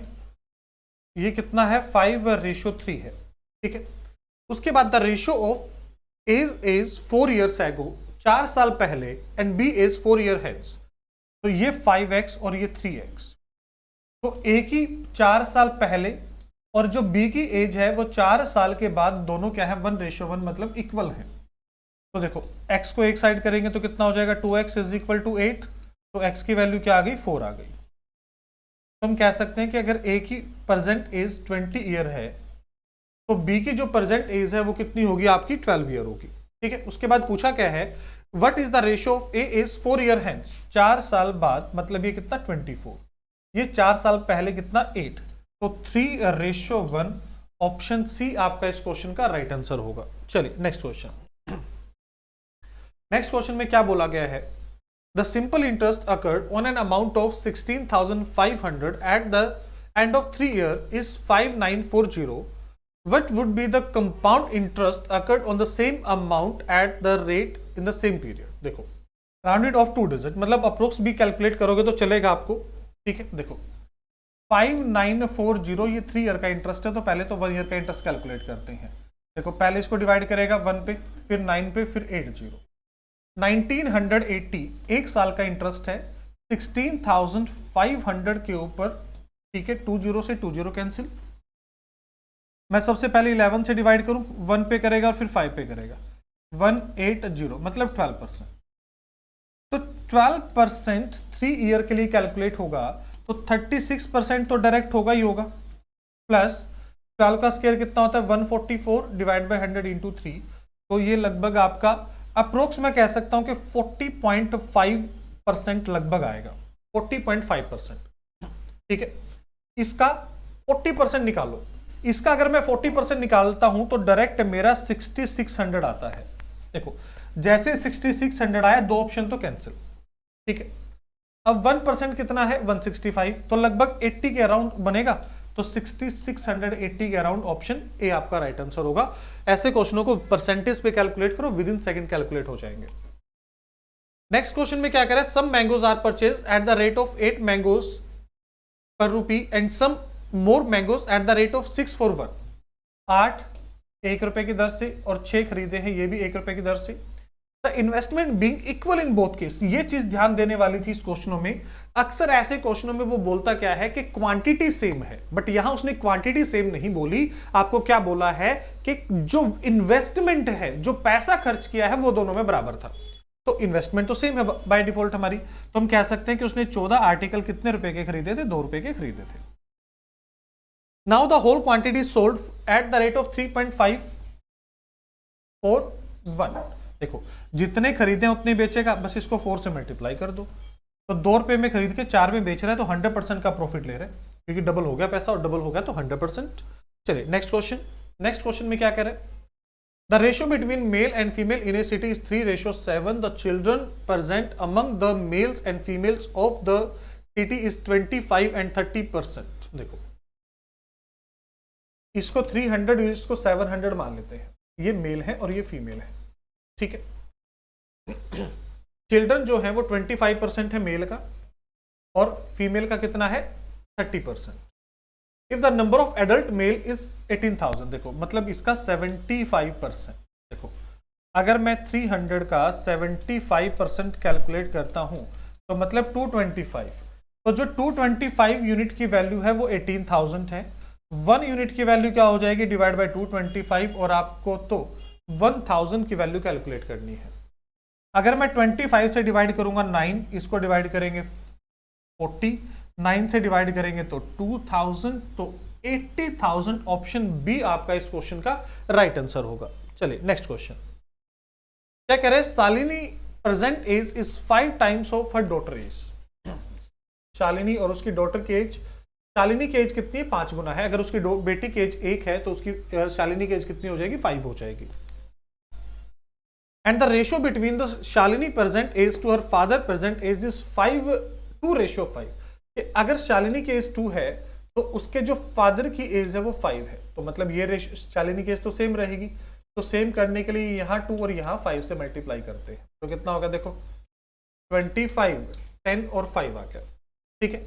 If the average age of 6 year hence, मतलब इन तीनों की जो एज है आज से 6 साल बाद जो एवरेज एज है वो 43 है, तो 43 इंटू 3, ठीक है, तो 129। और ये कब थी? 6 साल पहले, तो प्रेजेंट के लिए कितना होगा? 18 माइनस कर दे तो मतलब 111, ठीक है। ये 2 होगा, सॉरी ये 2 से मल्टीप्लाई किया था ना, ये 2 होगा, ठीक है। तो 37 यूनिट की वैल्यू क्या है? 111। तो 1 यूनिट की वैल्यू क्या हो जाएगी? 3 हो जाएगी। 1 यूनिट की वैल्यू क्या होगी? 3। उसने पूछा क्या था उसके बाद हमसे? The ratio of the present age of her daughter, तो 2 इंटू 3, ये कितना हो गया? 6। And difference between the age of Shalini and her father कितना था? ये 15 का डिफरेंस था, तो 15 इंटू 3, 45, ठीक है। तो 2:15, 2:15 ऑप्शन डी आपका राइट आंसर होगा। चलिए next question. A man travelled A distance of 61 kilometre in 9 hours, ठीक है, partially on foot eight the rate of 4 kilometre per hour and bicycle, ये फुट पे और बाइसाइकिल पे ये 4 की स्पीड से 9 की speed. Total speed, average speed क्या रही? 61/9। तो सिंपल साइज क्वेश्चन में हम एलिगेशन लगा देंगे। सबसे सिंपल तरीका है, ऐसे क्वेश्चनों में इक्वेशन तो ना बनाओ, इंटू 9 और इधर इंटू 9, मतलब ये कितना हो गया? 36। ये कितना हो गया? 81, ये कैंसिल। 81 में से 61 गया, कितना बचा? 20। अब 61 में से अगर हम 36 से माइनस करेंगे तो कितना बचेगा? 25, ठीक है। तो रेशियो कितना हो गया? 4:5। तो ये आपका जो रेशियो आया ये टाइम का रेशियो आ गया। तो मतलब फुट से 4 घंटे लगे थे और यहाँ 5 घंटे लगे थे, और उसने फुट से पूछा था, तो 4 की स्पीड से 4 आवर्स में कितना डिस्टेंस ट्रेवल किया गया होगा? 16 किलोमीटर का डिस्टेंस ट्रेवल किया गया होगा। चलिए next question.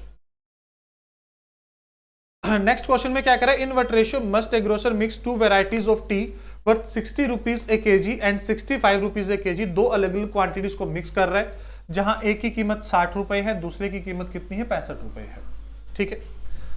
That by selling the mixture eight 68.20। अब इसको अगर मैं 110 से डिवाइड करूं, 10% प्रॉफिट था, तो इंटू 100, देखो डेसिमल कैंसिल, ये कैंसिल, पहले 6 पे डिवाइड करेगा फिर 2 पे, तो 62 लगा दो एलिगेशन, 65 माइनस 62 3, 62 माइनस 62 तो 3:2, 3:2 ऑप्शन ए आपका इस क्वेश्चन का राइट आंसर होगा।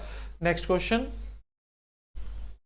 क्वेश्चन में क्या कह रहा है, a person invest some amount in two schemes A and B in the ratio x ratio y respectively and received equal interest from both the scheme. देखो जो सिंपल इंटरेस्ट होता है वो हमेशा आपका r into T percent of P होता है।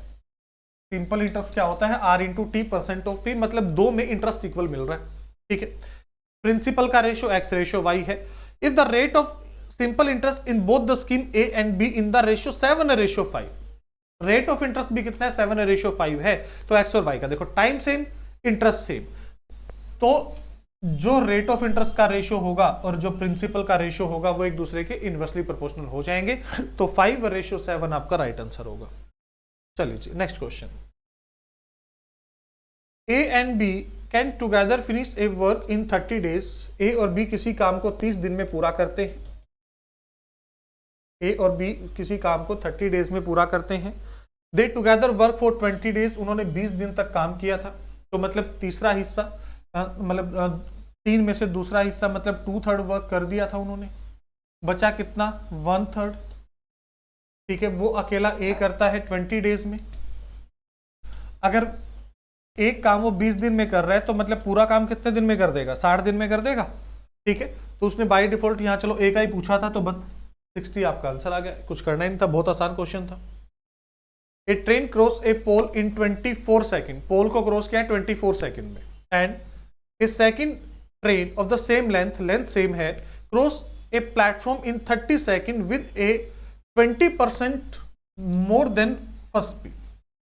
20% की फ्रैक्शन वैल्यू कितनी है 1/5, मतलब पहली ट्रेन की स्पीड अगर 5x है तो दूसरे की स्पीड कितनी होगी 6x होगी, ठीक है। देखो पहले L डिस्टेंस कवर किया, ठीक है, L डिस्टेंस कवर किया है 24 सेकेंड में 5x की स्पीड के साथ, फिर दोबारा L प्लस P का डिस्टेंस कवर किया है 30 सेकेंड में 6x की स्पीड के साथ, ठीक है। ये बन रहा है यहां से। अगर मैं L की वैल्यू यहां पुट कर दूं तो ये कितना हो जाएगा, देखो 120x प्लस P, ये कितना हो जाएगा मेरा 180x, तो मतलब जो P की वैल्यू है वो कितनी होगी 60x होगी, P की वैल्यू कितनी होगी 60x होगी।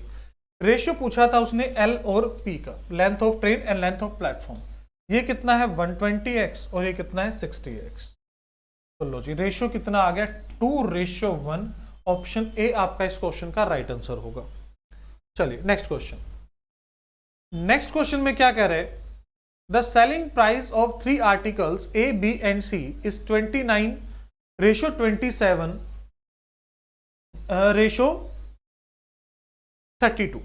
उसके बाद क्या कह रहा है, the ratio of percentage profit is 4:2:5, ठीक है, 4:5 के रेशियो में है respectively. If the cost price of article A is equal to the cost price of article B, अगर आर्टिकल ए का जो कॉस्ट प्राइस है वो और बी का जो इक्वल है, and the cost price of article C is 480, और आर्टिकल सी का जो कॉस्ट प्राइस है वो भी हमारे पास दे रखा है, और वो कितना दे रखा है 480 दे रखा है, ठीक है जी।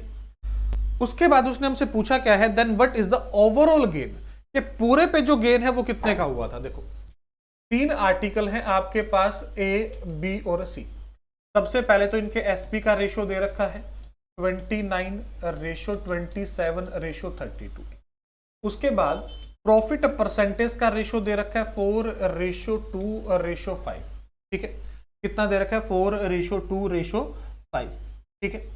आई होप ये बात तो क्लियर होगी सबको। अब देखो उसके बाद अगर हम बात करें इस क्वेश्चन में हम कैसे क्या यूज कर सकते हैं, देखो 2 चीजें हैं हमारे पास, ए और बी दोनों का जो कॉस्ट प्राइस है वो सेम है, ए और बी का जो कॉस्ट प्राइस है वो सेम है, और एक के ऊपर प्रॉफिट है 4 और दूसरे के ऊपर कितना है 2, ठीक है। अगर इनके साथ एक वेरिएबल लगा ले कि अगर ये x वेरिएबल के साथ है, चलो ये y वेरिएबल के साथ है, ठीक है।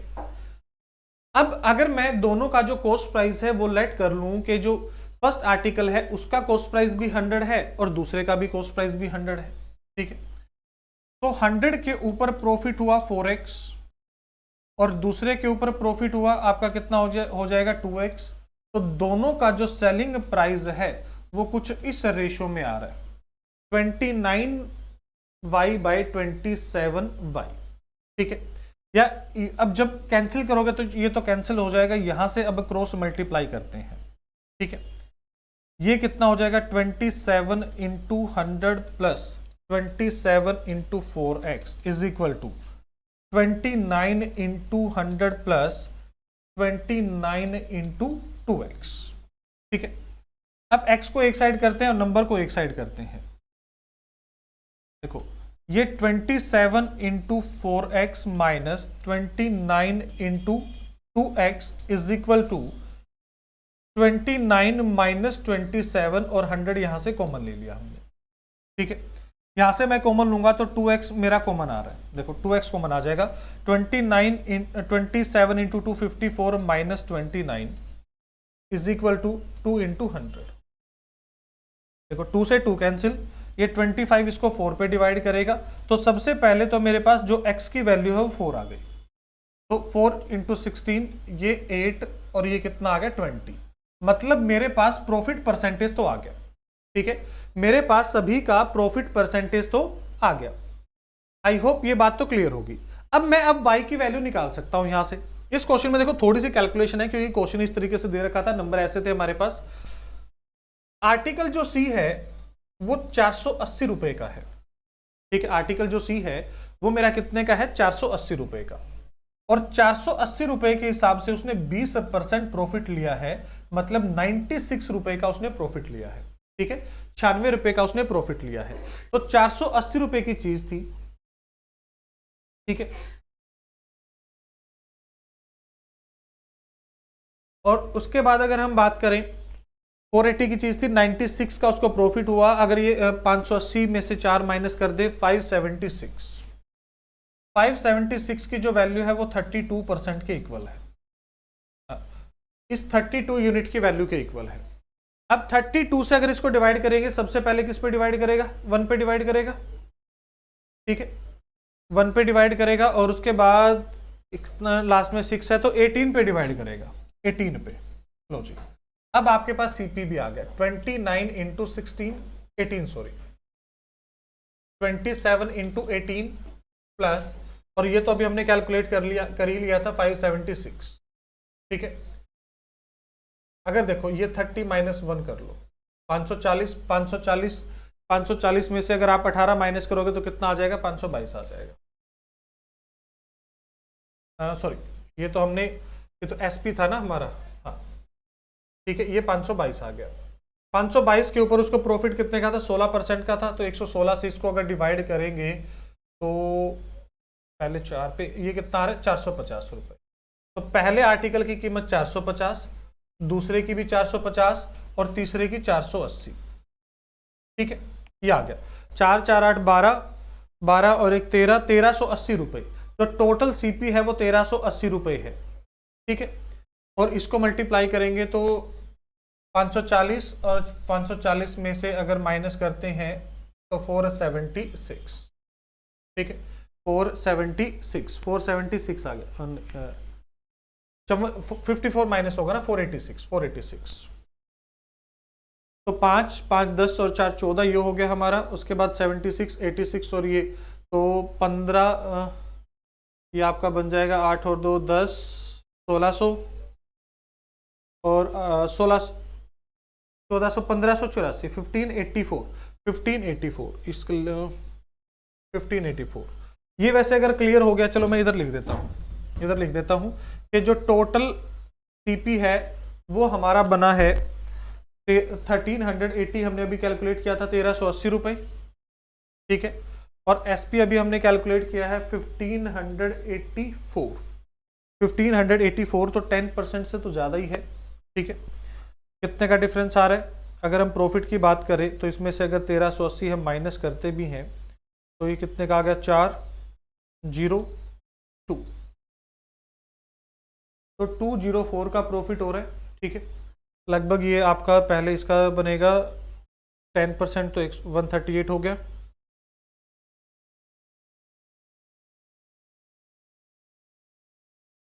ठीक है, लगभग 15% अप्रोक्स वैसे आंसर आ रहा है, तो ऑप्शन सी आपका आंसर आ जाएगा। इस क्वेश्चन में कैलकुलेशन थी थोड़ी सी आपकी, इस क्वेश्चन में थोड़ी सी क्या ठीक ठाक कैलकुलेशन थी, ठीक है। मैं एक बार फिर से ओवरव्यू दे देता हूं पूरे क्वेश्चन का। क्वेश्चन में क्या बोला गया था कि जो सेलिंग प्राइस है उसका रेशियो दे रखा था हमारे पास, ठीक है। सेलिंग प्राइस का रेशियो दे रखा था 29, 27 और 32, और प्रॉफिट परसेंटेज का रेशियो दे रखा था। अब पहले का जो सीपी है और दूसरे का जो सीपी है वो सेम था, तो उसके ऊपर हमने सीपी और प्रॉफिट को ऐड करने के बाद हमने इसके इक्वल रखा जो हमारे पास सेलिंग प्राइस का रेशियो था। इस इक्वेशन को सॉल्व करके हमने एक्स की वैल्यू कैलकुलेट की 4%। तो जैसे एक्स की वैल्यू 4% की तो हमारे पास प्रॉफिट परसेंटेज आ गया था एग्जैक्ट नंबर।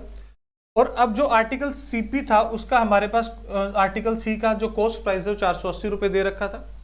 इसके ऊपर 20% प्रॉफिट हुआ तो ये 576 रुपए में बेचा गया था, जो कि 32 यूनिट की वैल्यू थी। तो यहां से वाई की वैल्यू आ गई 18। वाई की वैल्यू यहां पुट करने के बाद हमने तीनों सेलिंग प्राइस कैलकुलेट कर लिए, ठीक है। और ये 16% और 8% प्रॉफिट थे, उसके अकॉर्डिंग हमने सीपी कैलकुलेट कर लिया सारा।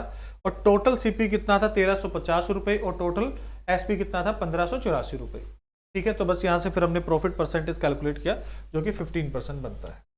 चलिए next question. Weight of A and B are in the ratio 3:5. If weight of A increase by 20%, A और B, अगर इसका वेट 30 मान लो और इसका वेट 50 मान लो। If the weight of A increase by 20%, अगर 20% इंक्रीज करता है तो 36, मतलब कितने से इंक्रीज हुआ, 6 से इंक्रीज हुआ है। And the total weight becomes 132 kg after an increase of 10%. लो 132 बन रहा है 10% इंक्रीज के बाद, मतलब ये जो वैल्यू है ये 110 की वैल्यू है इंटू 100। 0 से 0 कैंसिल, ये 12 पे डिवाइड करेगा, तो मतलब ये कितना था 120 था। अगर 120 था तो फिर तो इसकी एग्जैक्ट नंबर लेने की जरूरत ही नहीं है, क्योंकि 120 किस रेशियो में है, 3 और 5 के रेशियो में है। तो मतलब 8 कितने के बराबर, 120 के बराबर। 1 कितने के बराबर, 45 के। 1 कितने के बराबर, 15 के। तो ये 45 हो गया और ये कितना हो गया, 75 हो गया, ठीक है। अगर इसमें 20% इंक्रीज हुआ है तो मतलब इसमें 9 का इंक्रीज हुआ था। 120 से 32 आपका 112 का इंक्रीज हुआ है, तो मतलब टोटल 12 का इंक्रीज हुआ था, तो ये 3 इंक्रीज हुआ था 75 के ऊपर इंटू 100। तो ये इसको 25 पे और 25 100 को 4 पे करेगा, तो ऑप्शन सी आपका इस क्वेश्चन का राइट आंसर होगा, ऑप्शन सी, ठीक है। चलिए नेक्स्ट क्वेश्चन।